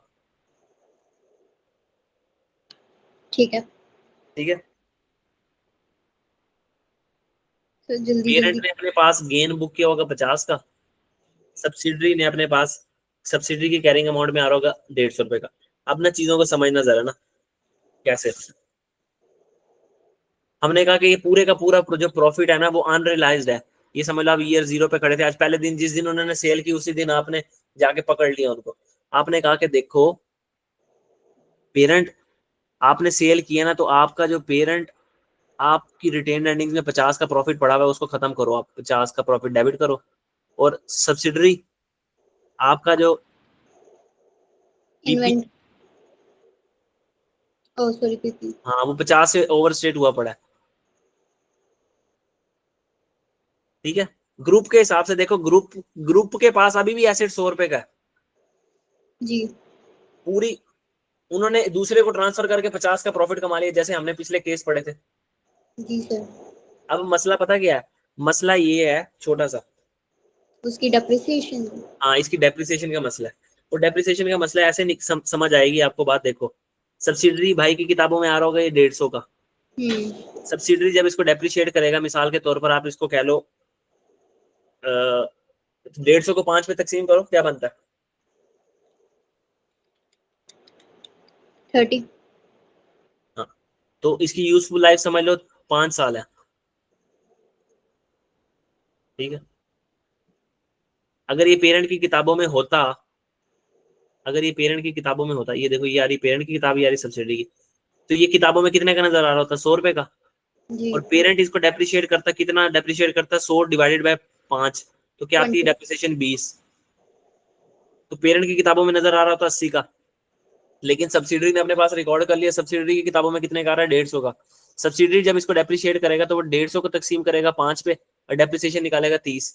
डेप्रिसिएशन 10 से बढ़ गई है, तो सब्सिडरी की किताबों में नजर आ रहा होगा 120 रुपए का। हम्म। ठीक है। अब 80 वाली चीज जो है ना वो कितने की नजर आ रही है? 120 रुपए की। तो कितने का प्रॉफिट बुक हुआ हुआ है? 40 रुपए का। जी तो ये दूसरे साल का एंड था। तो हमने पता है क्या करना है, हमने रिटेन अर्निंग्स को डेबिट कर देना है 40 से, और हमने पीपी को कम कर देना है 40 से, क्योंकि अब जो प्रॉफिट किताबों में नजर आ रहा है ना वो सिर्फ आ ही 40 का रहा है। इसमें से 10 का प्रॉफिट रियलाइज हो चुका है। रियलाइज पता कैसे हो गया? कि वो डेप्रिशिएट होके पीएनएल के अंदर जा चुका है। ठीक है। ठीक है। तो ठीक है। आहिस्ता आहिस्ता जैसे यूजफुल लाइफ उसकी गुजरती जाएगी ना, देखो साल के पहले दिन खड़े होके अगर हम यहाँ डेप्रिसिएशन निकालते तो यहाँ 0 डेप्रिसिएशन आनी थी दोनों की किताबों में, है ना? हम्म। तो डेप्रिसिएशन 0 आती तो दोनों दोनों के अकाउंट के अंदर डिफरेंस आ रहा होता। यहाँ पे उसकी किताबों में आ रहा था 100 का, और इसकी किताबों में आ रहा था वही चीज 150 की। तो दोनों ने मतलब 50 का डिफरेंस बुक किया हुआ, गेन बुक किया हुआ था। हमने गेन को उल्टा दिया और पीपी को उल्टा दिया। अब अगर यही साल गुजर जाए और हमें साल के किसी टाइम पे खड़ा होकर कहे कि साल 2 साल पहले एक एक एसेट आपने खरीदा था, तो हम कहेंगे कि उस वो तो एसेट अब उसका जो गेन है ना वो भी डेप्रिशिएट हो चुका होगा। ठीक है। तो हमने डेप्रिशिएटेड गेन को उल्टाना है। अब आओ इस लफ्ज की तरफ, अनरियलाइज गेन। जो गेन रियल अनरियलाइज है on transfer of PP. Sir इसमें से जो आपका 10 रुपए का है ना गेन, वो तो रियलाइज हो चुका है, वो तो प्रॉफिट एंड लॉस के अंदर जा चुका है। क्योंकि एसेट यूज हुआ है। हाँ एसेट यूज हुआ है और वो डेप्रिशिएट हुआ है। ठीक है, और ये रिटेन अर्निंग पेरेंट ने बेचे, पेरेंट की रिटेन अर्निंग में से माइनस होगा 40। हाँ और पेरेंट की रिटेन अर्निंग्स कहाँ पड़ी होती हैं? ग्रुप रिजर्व्स में। हाँ तो बस ग्रुप रिजर्व डेबिट और कंसोलिडेटेड पीपी क्रेडिट कर देना। और अगर ये सब्सिडी ने किया हो तो क्या कर देना? इसकी रिटेन अर्निंग नेट एसेट्स में नेट से। एसिड डेबिट करके और कंसोलिडेटेड पीपी क्रेडिट कर देना। ठीक है सर। और ये अमाउंट कैसे निकालोगे? ये वाली तो डेप्रिसिएशन करके। हाँ डेप्रिसिएशन करने के बाद। अब इसके ऊपर सवाल करा देता हूँ एक छोटा सा जल्दी से, ताकि पता लग जाए। ये देखो, अब मैं पूरा सवाल नहीं करवाऊंगा, सिर्फ सर ये क्वेश्चन सेंड कर दीजिएगा, मैं फिर पूरे कर लूंगी। क्या हुआ। ये क्वेश्चन सेंड कर दीजिएगा, फिर मैं मैं पूरा आपको कर। पूरी पीडीएफ भेज दूंगा। Okay sir.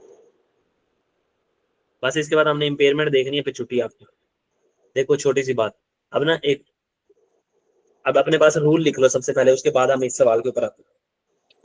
लिखा है तो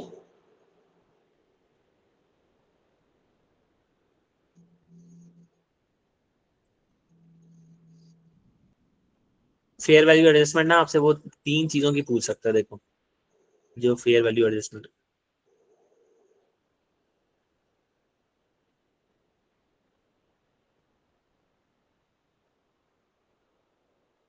हमने कहा कोई भी एसिड हो जिसको फेयर वैल्यू पे ना लेके गए हो, एसिड के अंदर आपकी इन्वेंट्री भी आ सकती है,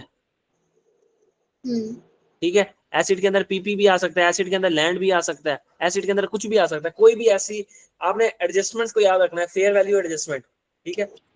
कोई भी ऐसा एसिड हो जिसको आप फेयर वैल्यू पे उठा के ना लेके गए और बुक वैल्यू पे नजर आ रहा हो, तो आप उसको फेयर वैल्यू पे उठा के लेके जाओ। अब पहला सिनेरियो ये है कि आपको लैंड दी हो, तो उसका बड़ा आसान सा सिनेरियो है, उसमें आपने पता है क्या करना है कि फेयर वैल्यू एडजस्टमेंट जो है ना ऑन एक्विजिशन एक्विजिशन डेट के ऊपर, और फेयर वैल्यू एडजस्टमेंट जो है ऑन रिपोर्टिंग डेट, वो सेम होगी, जो हमने क्योंकि हाँ क्योंकि इसमें डेप्रिसिएशन तो होगी नहीं। जी लैंड कौन सा डेप्रिशिएट होता है? जी अच्छा,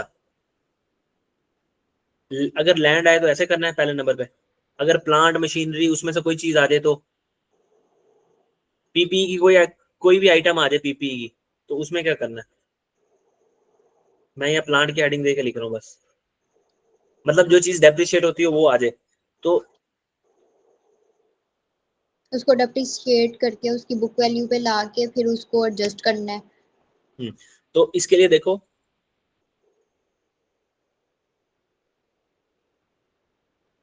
तो हमने क्या करना है, फेयर वैल्यू एडजस्टमेंट करनी है ऑफ डेप्रिशिएटेड अमाउंट की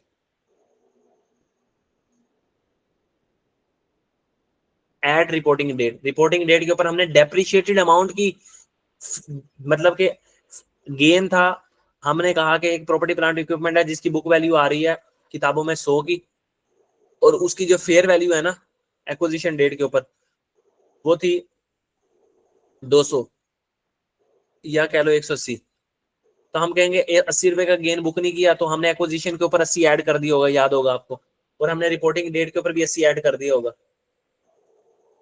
जी ऐसे करते थे। अब वो गेम ये किया करेगा कि आपको कहेगा एक्विजिशन हुई थी 1 जनवरी 2001 को, और आप रिपोर्टिंग डेट पे खड़े हो 31 दिसंबर 2003 पे, तो आप कहोगे सर ये जो प्रॉपर्टी प्लांट इक्विपमेंट है रिपोर्टिंग डेट तक इसका गेन है जो 80 रुपए का, ये तो डेप्रिशिएट हो चुका होगा 3 साल। लेकिन पहले तो साल तो वो फेयर हाँ वैल्यू पे हाँ हाँ, ही। पहले साल पूरा आएगा, शाबाश, फेयर वैल्यू एडजस्टमेंट जो है ना हम्म एट एक्विजिशन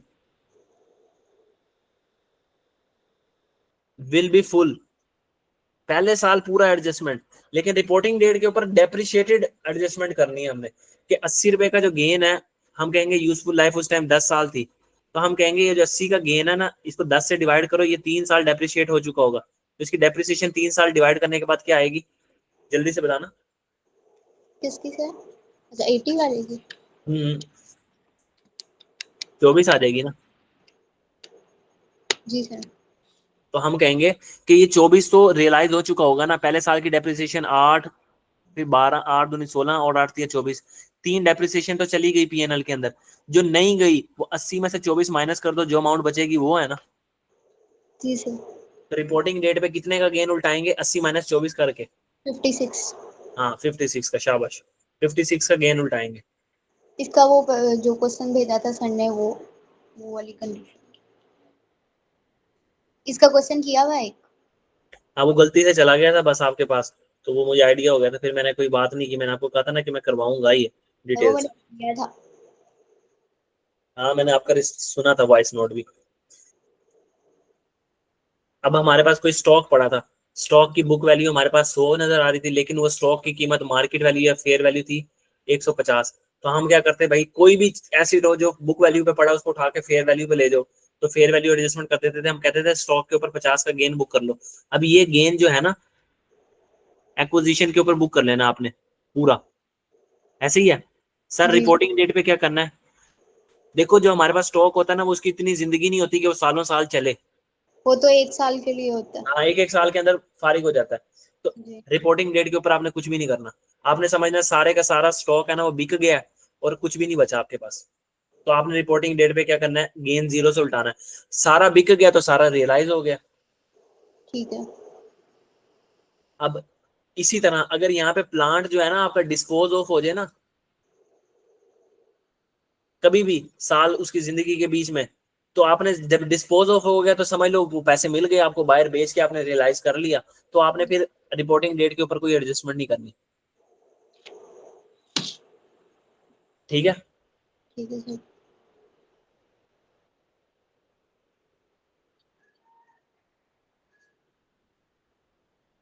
ठीक है, अब स्टॉक के ऊपर आपने लिख लेना है कि fair value adjustment at acquisition जो है ना वो करेंगे, और एट रिपोर्टिंग डेट पे will be assumed to be sold, कि पूरे का पूरा स्टॉक हमारा बिक चुका है।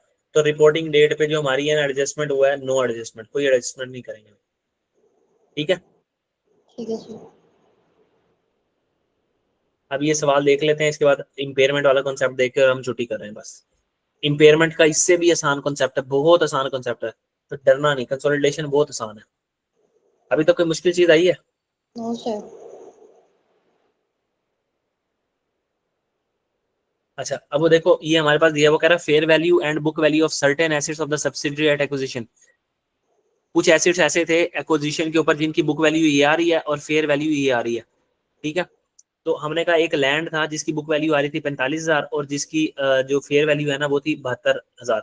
तो हमने कहा कि वो तो बुक वैल्यू पे नजर आ रहा होगा, जाहिर सी बात है, तो हमें फेयर वैल्यू गेन रिकॉर्ड करना पड़ेगा ना। मैं यहाँ से बनाता हूँ करके। लैंड की तो फेयर वैल्यू ही होती है ना, बुक वैल्यू कौन सी होगी? मैडम ये उन्होंने हमें फेयर वैल्यू एडजस्टमेंट के लिए दिया है ना डाटा सारा, कि नहीं? जी ठीक है। हमारी किताबों में तो वो 45,000 का नजर आ रहा होगा ना, हमने उसको बुक वैल्यू से उठा के फेयर वैल्यू पे लेके जाना है ना। जी तो मैं जरा एक वर्किंग बना लूँ फिर आपको जरा अच्छे तरीके से समझ आएगा कि हम ऐसे वर्किंग बनाते होते थे नेट एसेट्स की। जितने का डिफरेंस होगा वो इधर एट। हाँ, शाबाश शाबाश शाबाश, ज्यादा दिमाग चल रहा है आज आपका। हम यहाँ लिखेंगे एट एक्विजिशन, सही जवाब दे रहे हो आप आज सारे, तो यहाँ लिख देंगे एट रिपोर्टिंग डेट। अच्छा, ओके। अब हम यहाँ करते थे कि भाई हम यहाँ से उठाते थे, सबसे पहले आएगा यहाँ पे शेयर कैपिटल। शेयर कैपिटल कितना दिया गया हमें? 2 लाख का। जी सर। यहाँ पे भी क्या आ जाएगा? 2 लाख। 2 लाख। ठीक है, रिटेन अर्निंग्स 2 लाख ऊपर उसमें लिखी 60,000। होंगी, 2,60,000 रिटेन अर्निंग्स एक्विजिशन पे। जी सर। ठीक है। और जो इस वक्त रिटेन अर्निंग्स है वो कितनी है? 6,20,000।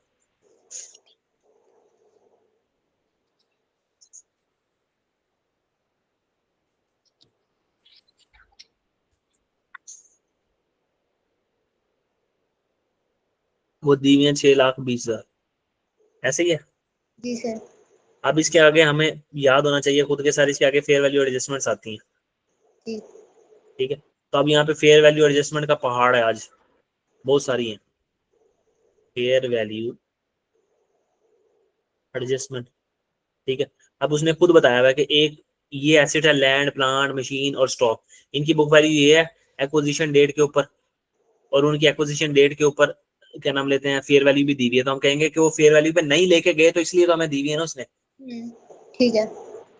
तो सब बारी बारी पकड़ते जाना उसको, और जो रूल हम सीख के आए उस रूल्स के हिसाब से हमने यहाँ पे वो करते जाना। तो हमने कहा सबसे पहले नंबर पे आया हमारे पास लैंड। तो लैंड की जो बुक वैल्यू इस इन के अंदर 45,000 रुपया पड़ा है, जी इनके अंदर 45,000 पड़ा है, उसके नेट एसेट्स के अंदर 45,000 रुपया पड़ा है। हमने उसको लेके कितने पे जाना है? 72,000 पे। तो कितना और ऐड कर दूं? 27,000। तो हम कहेंगे कि यहाँ पे हम 27,000 एक्विजिशन पे कर देंगे। और लैंड के लिए क्या रूल पड़ा था कि एक्विजिशन पे भी वही होता है और रिपोर्टिंग डेट पे भी क्या होता है? सेम। लेकिन वो कह रहा है कि जो लैंड है ना, आगे थोड़ा सा पढ़ लेना, लैंड जो है ना, लैंड की लाइफ है इनडेफिनेट। 40% जो लैंड है ना वो सोल्ड हो गया रिपोर्टिंग डेट तक, 40% लैंड हमने बेच दिया। तो जो हमने बेच दिया होता है उसका कुछ करते हैं हम? नो। उसको हम नहीं लेते रिपोर्टिंग डेट पे। जी तो इसका मतलब है इसमें से 60%। 27,000 इसमें से ऐसा जब अभी तक नहीं बेचा, तो 27,000 का 60% क्या आएगा? गेन तो हमने गेन ही उल्टाना है ना, तो 27,000 का 60% जो है वो अब अभी तक अनरियलाइज पड़ा होगा, अनरियलाइज गेन। और ठीक 27,000 का 40% बेच के हमने क्या कर लिया होगा, रियलाइज कर लिया होगा। कितना आया, 16,200। जी सर। तो हम कहेंगे ये 16,200 ऐड कर दो। ओके। अच्छा, फिर एक हमारे पास प्लांट पड़ा हुआ है, और वो प्लांट भाई 80,000 का था। ये 80,000 इसके अंदर पड़ा हुआ है नेट एसेट्स के अंदर, लेकिन हमने उसको उठा के लेके जाना है 1 लाख के ऊपर। तो कितना और बुक करूं एक्विजिशन डेट के ऊपर, 20,000। 20,000। तो मैं कहूंगा जो प्लांट एक्विजिशन डेट के ऊपर गेन बुक करेंगे हम 20,000 रुपए का। फिर ईयर एंड कौन सा चल रहा है? हाँ, अब देखो वो कह रहा है कि जब आपने एक्विजिशन की थी ना, तब एक्विजिशन के बाद उसकी लाइफ कितनी थी, 5 साल।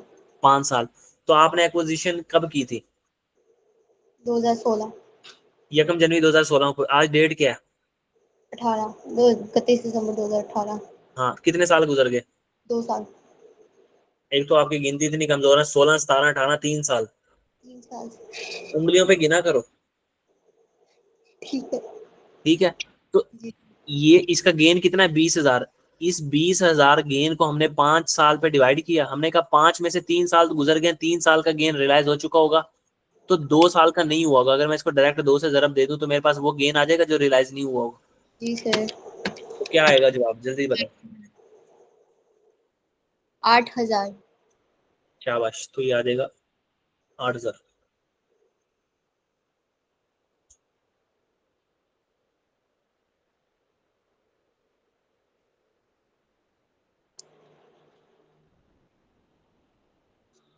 अच्छा, अब एक मशीन है जिसकी बुक वैल्यू आ रही थी 40,000। ये 40,000 इस नेट एसेट के अंदर पड़ा हुआ है, पड़ा हुआ है। हमने इस 40,000 को 40,000 पे नहीं लाना था, हमने एक्विजिशन की डेट के ऊपर 32,000 पे लेके जाना था। तो हमने 8,000 रुपए का लॉस बुक करना था। तो अब उसको माइनस कर। हाँ शाबाश, मशीनरी को हम क्या कर देंगे कि भाई हमने एक लॉस बुक करना था। यहाँ हम क्या कहेंगे कि एक्विजिशन डेट पे एक लॉस बुक होना चाहिए था 8,000 का। तो एक्विजिशन डेट के ऊपर एक 8,000 का लॉस बुक कर दो। फिर अब आगे बढ़े। हाँ, वही कहानी, एक्विजिशन डेट के ऊपर इसकी लाइफ कितनी थी, 4 साल। 4 साल।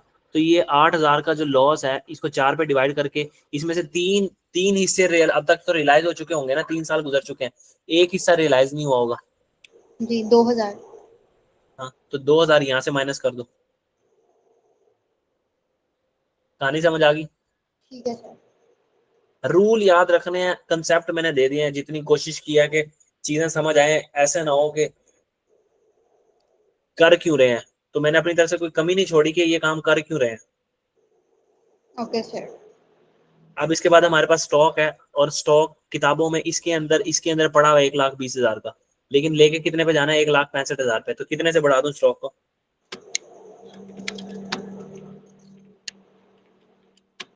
45,000। हाँ, 45,000 से बढ़ा दिया मैंने स्टॉक को। रिपोर्टिंग डेट पे कुछ भी नहीं आएगा। रिपोर्टिंग डेट पे कुछ भी नहीं आएगा क्योंकि सारा सोल्ड हो गया। अब ये इस सारे को अगर मैं सॉल्व करूंगा ना, तो मेरा आ जाएगा जवाब 544,000। और इस सारे को सॉल्व करूंगा तो आ जाएगा 842,000। अब बस एक छोटी सी बात और ये सवाल खत्म। और वो छोटी सी बात पता क्या है, अगर आप वो बता दो तो मैं मान जाऊंगा आपको। इस वर्किंग का हमने और क्या करना है, जल्दी से बता दो। इसमें सब हमने शेयर्स निकालने हैं ना, पोस्ट एक्विजिशन।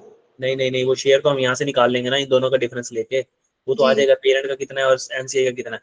बस एक छोटी सी बात मैंने याद करवाई थी, चलो मैं बता देता हूँ। आज आपने काफी चीजें बताई हैं, देखो ये ये सारी एडजस्टमेंट बैलेंस शीट के फेस पे जाती थी। जी। रिपोर्टिंग डेट पे आपने लैंड को 16,200 से क्या कर देना, प्लस। जी। लैंड के अंदर 16,200, यानी कि ये जो लैंड नजर आ रहा है रिपोर्टिंग डेट पे, यहाँ पे 16,200 ऐड कर देना जब आप कंसोलिडेटेड बैलेंस शीट बना रहे हो। जी कंसोलिडेशन जब कर रहे होंगे तब करेंगे ना। हाँ हाँ, ये याद रखना है, भूल जाती है ये चीज, मैं आपको वैसे बता रहा हूँ। फिर प्लांट के अंदर आपने रिपोर्टिंग डेट पे क्या करना है, 8,000 ऐड कर देना।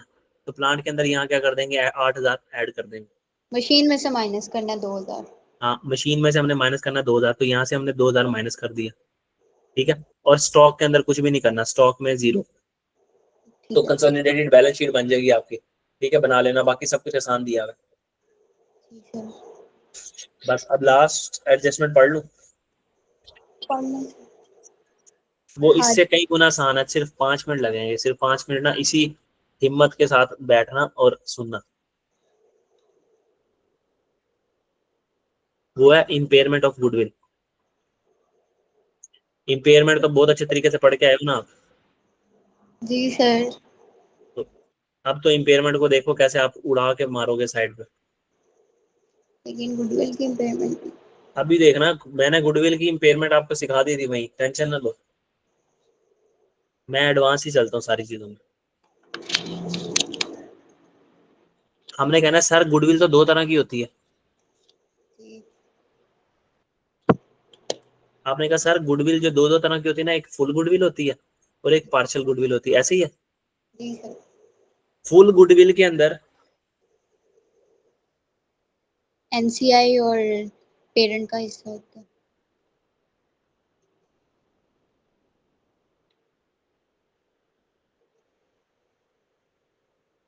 पेरेंट का हिस्सा होता है और एनसीआई का हिस्सा होता है, ठीक है। जी।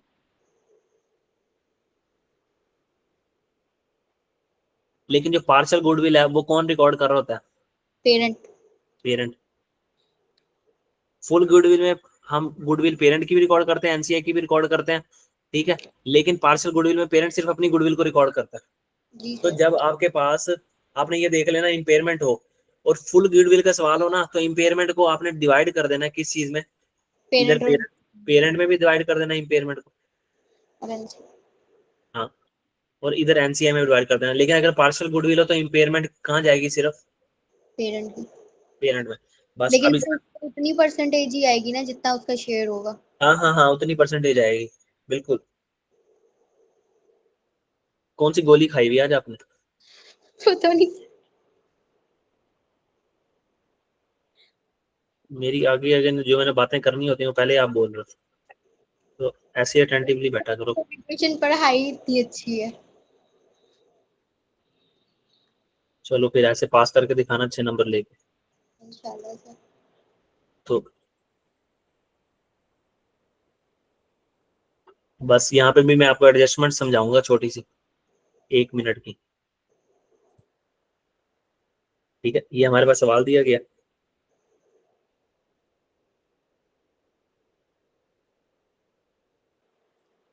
तो इसमें मैं बेसिकली ना 3 वर्किंग्स बनाऊंगा बस। वर्किंग नंबर 1 में गुडविल का कोई इम्पैक्ट नहीं आता, ठीक है। ठीक है। वर्किंग नंबर 2 हमारे पास क्या होती है? गुडविल। पहले गुडविल तो निकाल लेना, तो हम गुडविल निकाल लेते हैं पहले ना। उसके लिए वर्किंग वन भी तो करनी पड़ेगी। वर्किंग नंबर 1 भी तो करनी पड़ेगी। मेरा दिमाग कहीं और पहुंचा।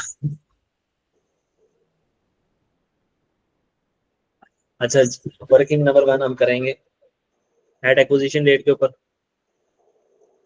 और एट रिपोर्टिंग डेट के ऊपर। एक्विजिशन डेट के ऊपर शेयर कैपिटल कितना दिया गया? 3 लाख। ये 3 लाख, ये 3 लाख। रिटेन अर्निंग हमारे पास एक्विजिशन डेट की कितनी दी हुई है? ऊपर जाके तो कंपनी रिटेन अर्निंग है 1,60,000। और यहाँ पे कितनी दी गई है? 5,10,000। 5,10,000। तो इन दोनों का टोटल ले लेंगे। इसमें और कोई एडजस्टमेंट नहीं है, ना फेयर वैल्यू एडजस्टमेंट भी नहीं है कोई, और unrealise stock, unrealise gain on unsold stock भी नहीं है। और इसके बाद एक और एडजस्टमेंट भी हमने सीख ली कि unrealised gain on transfer of PP. तो अब नेट एसेट के अंदर 3 चीजें आ चुकी हैं अब तक। ये 3 चीजें याद रखते जाना दिमाग के अंदर। ठीक है सर। फेयर वैल्यू एडजस्टमेंट आ चुकी है, unrealize gain on unsold stock आ चुका है, unrealize gain on transfer of PP आ चुका है। तो ये 4,60,000, ये आ गया 8,10,000, ठीक है। अब वर्किंग नंबर 2 कर लेते हैं, जो असल मकसद था। Post acquisition. अच्छा जी, बिस्मिल्लाहिर्रहमानिर्रहीम। हमारे पास कंसिडरेशन कितनी दी है हमने?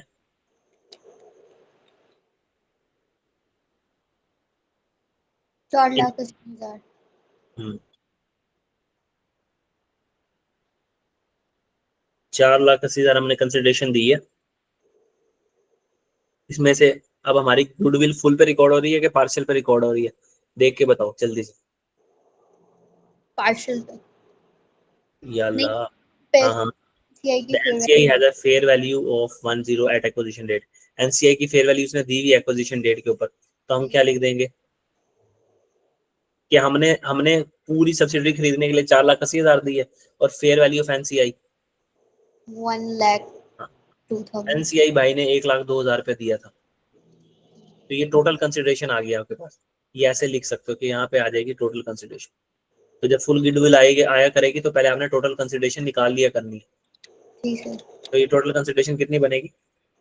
3,78,000। 5,82,000 बनेगी। ऐड करना तो माइनस करना है हमने। ठीक टोटल है कंसिडरेशन हमने इतने पैसे दिए और सब्सिडी उसने एनसीआई ने इतने दिए। ठीक है सर। अब इस दिन अब ये 100% कंसिडरेशन आ गई। अब हमने नेट एसेट्स भी कितने लेने हैं? 100%, 4,60,000। तो हम यहाँ fair value of net assets लेके आएंगे। पहले हम शेयर लाते थे लेकिन अब हम शेयर नहीं लाएंगे क्योंकि ये 100% है, तो हम भी 100% ला रहे हैं। जी सर। 4,60,000। तो हमारे पास गुडविल कितनी आ गई? Full goodwill. ये माइनस कर फुल गुडविल।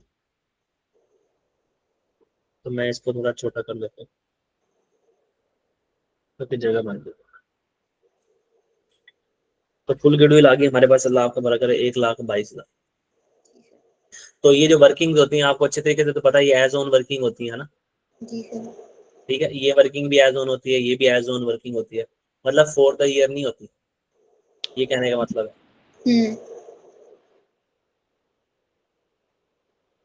अब फुल गुडविल हो तो इम्पेयरमेंट कहाँ कहाँ जाती है? एनसीआई के पास जाती है और पेरेंट के पास। पेरेंट के पास जाती है। अब अगर मैं यहाँ पे ब्रेक लगा के ना और 2 वर्किंग्स कंप्लीट कर लूँ, वर्किंग नंबर 4 यहाँ बना लेता हूँ एनसीआई की। तो एनसीआई का क्या आएगा एट एक्विजिशन? एनसीआई कितने पे था?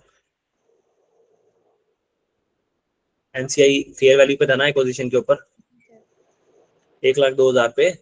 जी सर। जी और अगर पार्शियल पे होता तो फिर हम उसका प्रोपोर्शनेट शेयर निकाल लेते खुद ब खुद। इस 4,60,000 का ले लेते कितने परसेंट? 18%। क्योंकि जी। हमने कितना ऑन किया हुआ है? 82%, तो वो कितना होगा? 18%। बराबर। अब यहाँ पे आ जाएगा पोस्ट एक्विजिशन। तो इन दोनों का डिफरेंस तो पोस्ट एक्विजिशन है, मैं आपको निकाल के बता देता हूँ कि पोस्ट एक्विजिशन कितना बनता है, बस आप निकाल लेना, यही बनेगा 287,000 बनेगा। ठीक है, ठीक है सर। अब यहाँ पे ग्रुप रिजर्व भी बना लेते हैं जो असल काम की बात है। इसको थोड़ा सा छोटा करूँ तो ग्रुप रिजर्व काम यहाँ बना नंबर 3। वर्किंग के नंबर चेंज नहीं करने अपनी मर्जी से। इस तरह चीजें याद रहती हैं जब आप स्टैंडर्ड वर्किंग याद रखते हैं ना। वर्किंग वन ये है। सर ये आपने पोस्ट एक्विजिशन कैसे निकाली? क्या?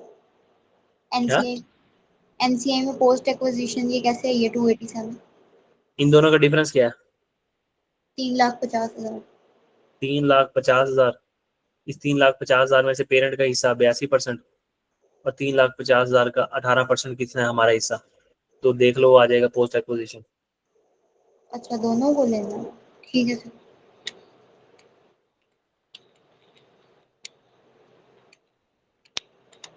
सॉरी, ये मैंने गलती से एनसीआई का ये लिख दिया। एनसीआई का ना 63,000। जी हाँ वो 63,000। 63,000, क्योंकि ये 3,50,000 का जब आप लोगे ना 18% तो वो 18%। 63,000 आएगा। जी और इस पेरेंट का आएगा जो मैंने वहां लिख दिया था गलती से, 2,87,000। वो ग्रुप रिजर्व पे आ रहा है। तो यहाँ पेरेंट की रिटेन अर्निंग्स आ जाएंगी सबसे पहले। वो कितने दी गई है हमारे पास सवाल में? 1,11,1,0,0,0,0। 1,11,1,0,0,0। ठीक है, ये हमारे पास दी गई है ग्रुप के अंदर। अच्छा, इसके बाद आ जाएंगी पोस्ट एक्विजिशन। एक्विजिशन के बाद कितनी कमाई हमने? 2,80,000। 2,87,000। 287,000 हमने ये कमाया। ठीक है सर। अब आ गई असल जो बात थी जिसके पीछे हम इतनी देर से लगे हुए हैं। गुडविल, वो कह रहा है goodwill was impaired last year 20% हुई थी और इस साल 10% इम्पेयर हुई है। अगर मैं कहूँ एक एसिड है उसकी कैरिंग वैल्यू आ रही है 100, ये 10% इम्पेयर हो चुका है, 10% क्या हो चुका है, इम्पेयर, तो इसकी नई कैरिंग अमाउंट क्या होगी आप बताओ। 90। शाबाश, आज आपका दिमाग सही चल रहा है। तो मैं कहूंगा कि भाई अगर गुडविल, सॉरी इम्पेयरमेंट,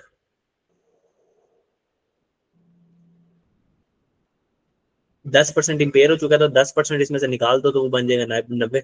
अब सिंपल सी सादी सी बात है, ये एज ऑन वर्किंग है, तो जो पहले साल इम्पेयरमेंट हुई थी वो कितने परसेंट हुई थी, 20%।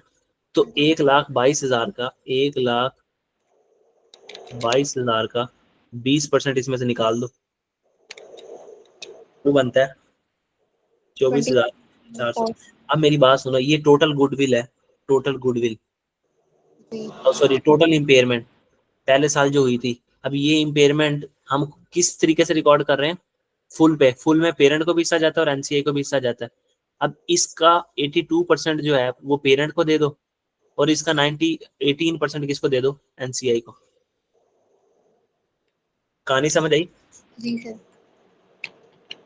कि हमने इसको जब पहले साल गुडविल को इम्पेयर करने के बाद हमारे पहले साल के एंड पे जो गुडविल की वैल्यू आ रही थी ना, वो आ रही थी, अल्लाह आपका भला करे, इसको माइनस कर देने के बाद आएगी 97,600। ठीक है।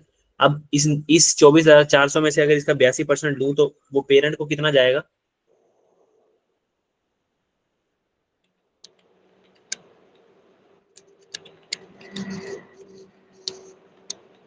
Sir four, 2000, 20,008। तो ये जाएगा 20,008 और एनसीआई को कितना जाएगा, 4,392। सर 1 0 कम लगा रहा। एक जीरो कम लगाया तुमने। तब हम क्या करेंगे कि इम्पेयरमेंट से क्या होता है, इम्पेयरमेंट की एंट्री क्या होती है, इम्पेयरमेंट लॉस एक्सपेंस क्या होता है, डेबिट, डेबिट। और एक्यूमुलेटेड इम्पेयरमेंट लॉस क्या होती है, क्रेडिट। क्रेडिट। एक्सपेंस से रिटेन्ड अर्निंग्स बढ़ती हैं कि कम होती हैं, कम होती है। कम होती हैं। तो तो इसका मतलब यहाँ से जो इम्पेयरमेंट है ना, जो लास्ट ईयर की, एल वाई का मतलब लास्ट ईयर की इम्पेयरमेंट, ये जो पेरेंट के पास आई है ये यहाँ आ जाएगी, पेरेंट का हिस्सा ग्रुप रिजर्व में से माइनस कर दो 2,008, और ये जो भाई 4,392 है इसको एनसीआई में से माइनस कर दो, एनसीआई तुम भी इम्पेयर हो चुके हो, इम्पेयरमेंट का दर्द तुम्हें भी बर्दाश्त करना पड़ेगा, 4,392। ठीक है, ठीक है। यहाँ से भी माइनस कर दिया और ये यहाँ से भी माइनस कर दी। अब वो कह रहा है इस साल भी 10% इम्पेयरमेंट आई है, तो कुछ भी नहीं करना, अब इस साल फिर ये लो, तो अब ये लिखने की जरूरत नहीं है। अब अगर इस साल फिर 10% इम्पेयरमेंट आई है तो हमने कहना है जो ईयर 2 है, या इसको करंट ईयर भी कह सकते हो, ये हमारा करंट ईयर है, हम क्या कहेंगे, अब जो गुडविल की वैल्यू आ रही है वो 997,600 आ रही है, अब 10% गुडविल इम्पेयर हो चुकी है, तो वो कितना आएगा, 9,760। ये इसमें माइनस करें तो अब हमारे साल 31 दिसंबर, जो हमारा जो भी साल है पड़ा, सवाल के अंदर नहीं लिखा हुआ हम किस साल की बैलेंस शीट बना रहे हैं, तो हमारा 31 दिसंबर 2015 है मेरे ख्याल से। तो 31 दिसंबर 2015 के एंड पे जो गुडविल बैलेंस शीट के अंदर जानी है ना, वो जाएगी 87840। तो ये गुडविल कटे कटा के इम्पेयरमेंट के बाद ये क्या जाएगी, बैलेंस शीट के फेज के ऊपर कंसोलिडेटेड बैलेंस शीट में जाएगी, कंसोलिडेटेड स्टेटमेंट ऑफ एसओएफपी में जाएगी। ठीक है, बैलेंस शीट पे गुडविल तो एक्विजिशन रेट वाली नहीं शो होती। तो एक्विजिशन पे वही बता रहा है ना कि एक्विजिशन के ऊपर गुडविल इम्पेयर भी हो चुकी थी आपकी, ये एज ऑन वर्किंग है ना। अब एक्विजिशन वाली तो गुडविल थोड़ी शो करोगे आप, एक्विजिशन से लेकर रिपोर्टिंग डेट तक आपकी गुडविल इंपेयर हुई नहीं होती थी, इस वजह से हम जो एक्विजिशन पे गुडविल थी वही रिपोर्टिंग डेट पे शो कर देते थे। ठीक है। आप consolidated statement of financial position कब बना रहे होते हो, एक्विजिशन डेट पे बना रहे होते हो, रिपोर्टिंग डेट पे बना रहे होते हो। रेट पे। हाँ, तो रिपोर्टिंग डेट तक गुडविल इंपेयर भी तो हो चुकी है, हम उनको वही गुडविल दिखाते हैं ना जो 4 साल पहले थी। ठीक है। ठीक है, जी सर। लेकिन हमने तो ये पढ़ा है कि ठीक है, गुडविल वैसे तो सेपरेट फाइनेंशियल स्टेटमेंट में शो नहीं होती, तो इसकी इम्पेयरमेंट इधर ही होगी। ठीक है सर। ठीक है। अब आपको ये हो रहा होगा सर, गुडविल तो एक नाम है इदारे का, तो नाम कैसे डेप्रिशिएट हो गया, जी नाम की वैल्यू के अंदर कमी कैसे आ गई? जी सर। एसिड तो समझ आता था कि एसिड जो है हमारा कोई बस थी और वो इम्पेयर हो जाती थी, क्योंकि कंपेटिटर आ जाता था मार्केट में, तो हम कहते थे इस बस की कीमत नहीं रही है ना। जी सर। तो हमारी कंपनी ने ऐसा कोई गंदा काम किया, गंदे कपड़े बना के बेचे कि हमारे नाम को देख के लोग थू थू करके जाते हैं, लानते दे के जाते हैं। तो हमारी जो गुडविल हम किताबों में लगा के बैठे थे ना, माथे पे सजा के बैठे थे कि हमारी गुडविल की मद में हम 1 लाख रुपए लेंगे लोगों से जब हम अपनी कंपनी को बेचेंगे। अब हमारी मार्केट में इतनी इतनी इज्जत भी नहीं है कि कोई हमारे गुडविल के नाम पे हमें 50,000 रुपए दे दे। तो ये जो गुडविल के अंदर कमी आई है ना, इसको इम्पेयरमेंट ही तो कहते हैं। गुडविल एक एसिड है और एसिड की कमी में आ जाए एसिड की अंदर कमी, तो उसको कहते हैं इम्पेयरमेंट। ठीक है सर। तो हमारा नाम गंदा हो गया, सीधी सी बात अगर आसान जुबान में बोलूं। ये गुडविल हमारे नाम के पैसे थे और नाम हमने कर लिया अपनी करतूतों की वजह से गंदा। ठीक है। अच्छा, अब फिर से ये जो गुडविल है 9760, क्योंकि अब हमारी गुडविल रिकॉर्ड हो रही है फुल पे। जब फुल पे रिकॉर्ड हो रही होती है तो पेरेंट में तकसीम होती है और किसमें, एनसीआई में। तो इसका जो है ना 82% कहाँ चला जाएगा, पेरेंट के पास, और इसका 18% कहाँ चला जाएगा, एनसीआई के पास। तो फिर हम कहेंगे एनसीआई भाई, ये तो आपकी लास्ट ईयर की इम्पेयरमेंट थी, आपकी इस की इम्पेयरमेंट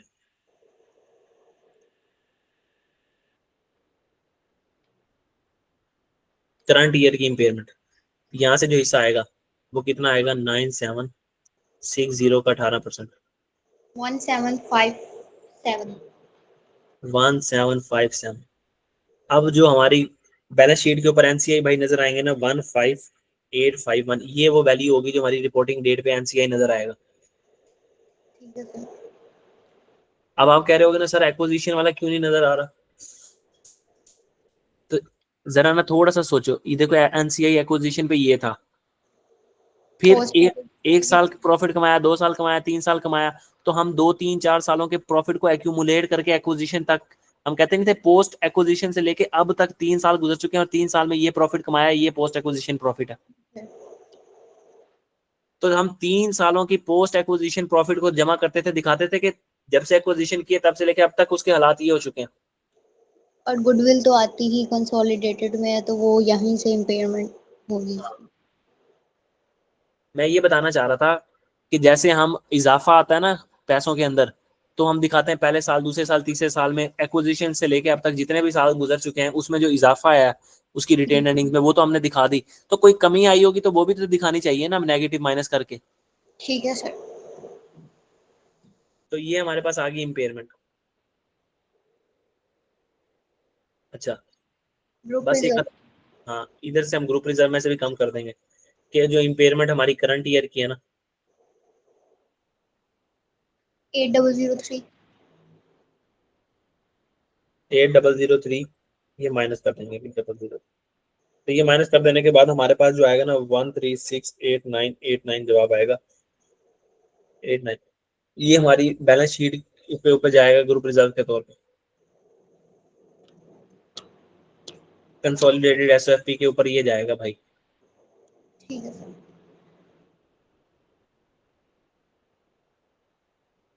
अब ये तो थी अगर हमारी गुडविल पार्शियल पे रिकॉर्ड हो रही है बस। अब दूसरी 1 सेकंड में हो जाएगी, देखो दूसरी में मैंने कहा था, सॉरी ये फुल पे रिकॉर्ड हो रही थी, अगर पार्शियल पे रिकॉर्ड हो रही होती है तो हमने इम्पेयरमेंट कौन बुक करता है, सिर्फ पेरेंट। ठीक है, इम्पेयरमेंट कौन बुक करता है, पेरेंट। तो ये जो 24,400 है ना, पेरेंट इसका इसमें से अपनी 82% गुडविल बुक कर लेगा, ये इम्पेयरमेंट बुक कर लेगा यहाँ, इसमें से 9760 में से ये बुक कर लेगा यहाँ, यहाँ पे कुछ भी नहीं जाएगा। ठीक है सर। बस आपकी अगली वर्किंग बन जाएगी। अल्लाह अल्लाह खैर सल्ला।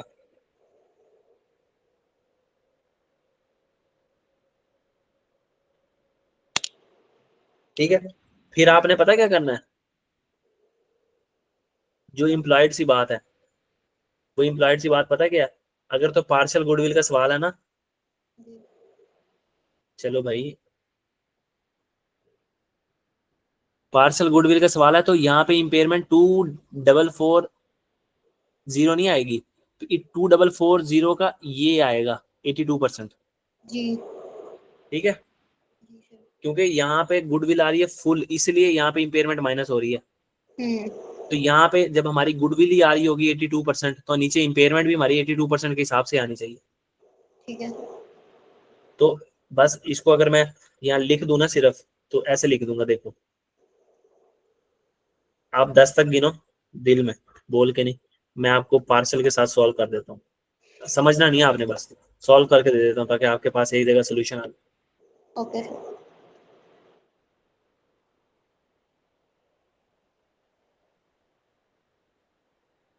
सर तो मैंने जल्दी लिए तो क्या हुआ, मैंने जल्दी गिन लिया तो। आपने देर से गिनना ना, आहिस्ता आहिस्ता। तो हमने यहाँ कंसिडरेशन पे की 4,80,000 की, तो यहाँ आ जाएगा शेयर ऑफ, क्योंकि पार्शियल है, share of fair value of net assets आ जाएगा, और वो निकलेगा हमारा 4,60,000 एक्विजिशन वाली fair value of net assets का 82% आ जाएगा 377,200। ये इसमें से माइनस करेंगे तो आ जाएगा 102,800। फिर इसमें से जो इम्पेयरमेंट माइनस करेंगे हम करंट ईयर की, वो करेंगे 20560। और ये 20560 कैसे आया, क्योंकि हमारी जो टोटल इम्पेयरमेंट ऊपर निकली थी 24400 तो सर लास्ट ईयर की निकली। है। करंट ईयर, सॉरी मैंने इसको लास्ट ईयर ही लिखना था, ये लो माफी। मुझे आज लगा। मुझे पता है आप ज्यादा अटेंटिव बैठे हो। ये लो 24400, इसका 82% ले लेंगे हम।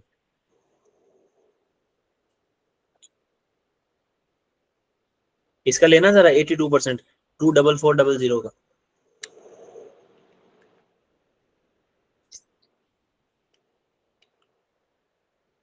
20008।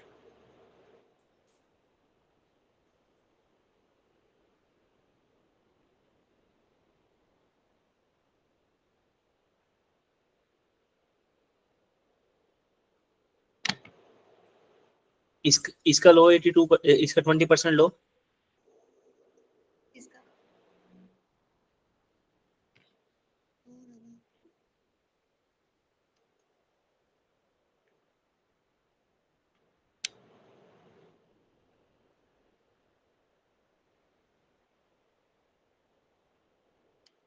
ये आता है इसका 20% लेने के बाद।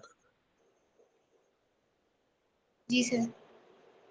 तो ये इस वक्त हमारी पार्शियल गुडविल है ना ये, जी। तो यही हमने लिया, वो मैंने फुल गुडविल के हिसाब से लिख दिया था, सॉरी। तो पार्शियल गुडविल, हमारा हिस्सा कितना है गुडविल में, 20% इम्पेयर हुई है ना गुडविल, ये गुडविल है पार्शियल, तो ये जी 20% इम्पेयर हुई है। ठीक है। तो अब हमारी गुडविल की वैल्यू आ रही होगी 82440, और जो इम्पेयरमेंट हुई है करंट ईयर में, वो वो इस पे करंट, हाँ 82440, इसका 10% क्या बनता है, 8244। हम्म। ये इसमें से माइनस कर देंगे और ये हमारे पास आ जाएगा 74016। ठीक है, अब ये कि ये जो है ना, ये दोनों सिर्फ ग्रुप रिजर्व में जाएंगे। हाँ ये भी ग्रुप रिजर्व में जाएगी और ये भी ग्रुप रिजर्व में जाएगी, एनसीआई में कुछ भी नहीं आएगा। तो मैं ठीक अगर है। ग्रुप रिजर्व बनाऊँ, तब ये पूरी जाएगी पूरी, क्योंकि ये ठीक। पहले 82% निकला है खुद। जी सर। तो ये ग्रुप रिजर्व में ऐसे आएगी कि पेरेंट की रिटेन अर्निंग आ रही है 1100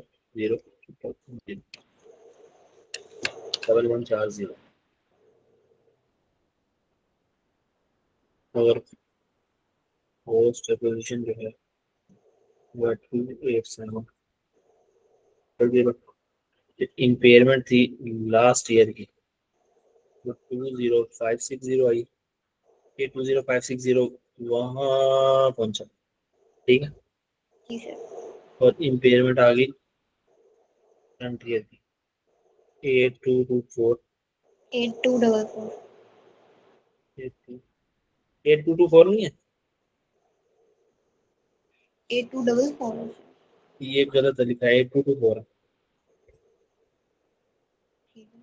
ये आ जाएगा 1368216। और यहाँ पे अगर एनसीआई बाय बने हो तो वो 2 लाइनों में आएंगे, बस याद रखने के लिए बना लेना कि एनसीआई के ऊपर नो इम्पैक्ट। ओके तो मेरे हाथ जवाब दे गए हम लिख लिख के।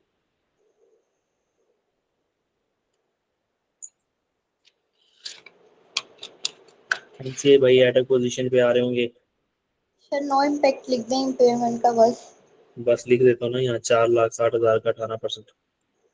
जहाँ इतना सही वहाँ और सही थोड़ा। और पोस्ट एक्विजिशन 63,000, बस 145 तो मैं लिख देता impairment no effect due to partial. Goodwill यहाँ भी लिख दो ड्यू टू पार्शियल। डन करें सर। ठीक हो गया। जी सर। कोई परेशानी सवाल तो पूछ लो, नहीं तो रिकॉर्डिंग ऑफ करता हूँ। नो सर, कोई क्वेश्चन नहीं है बस।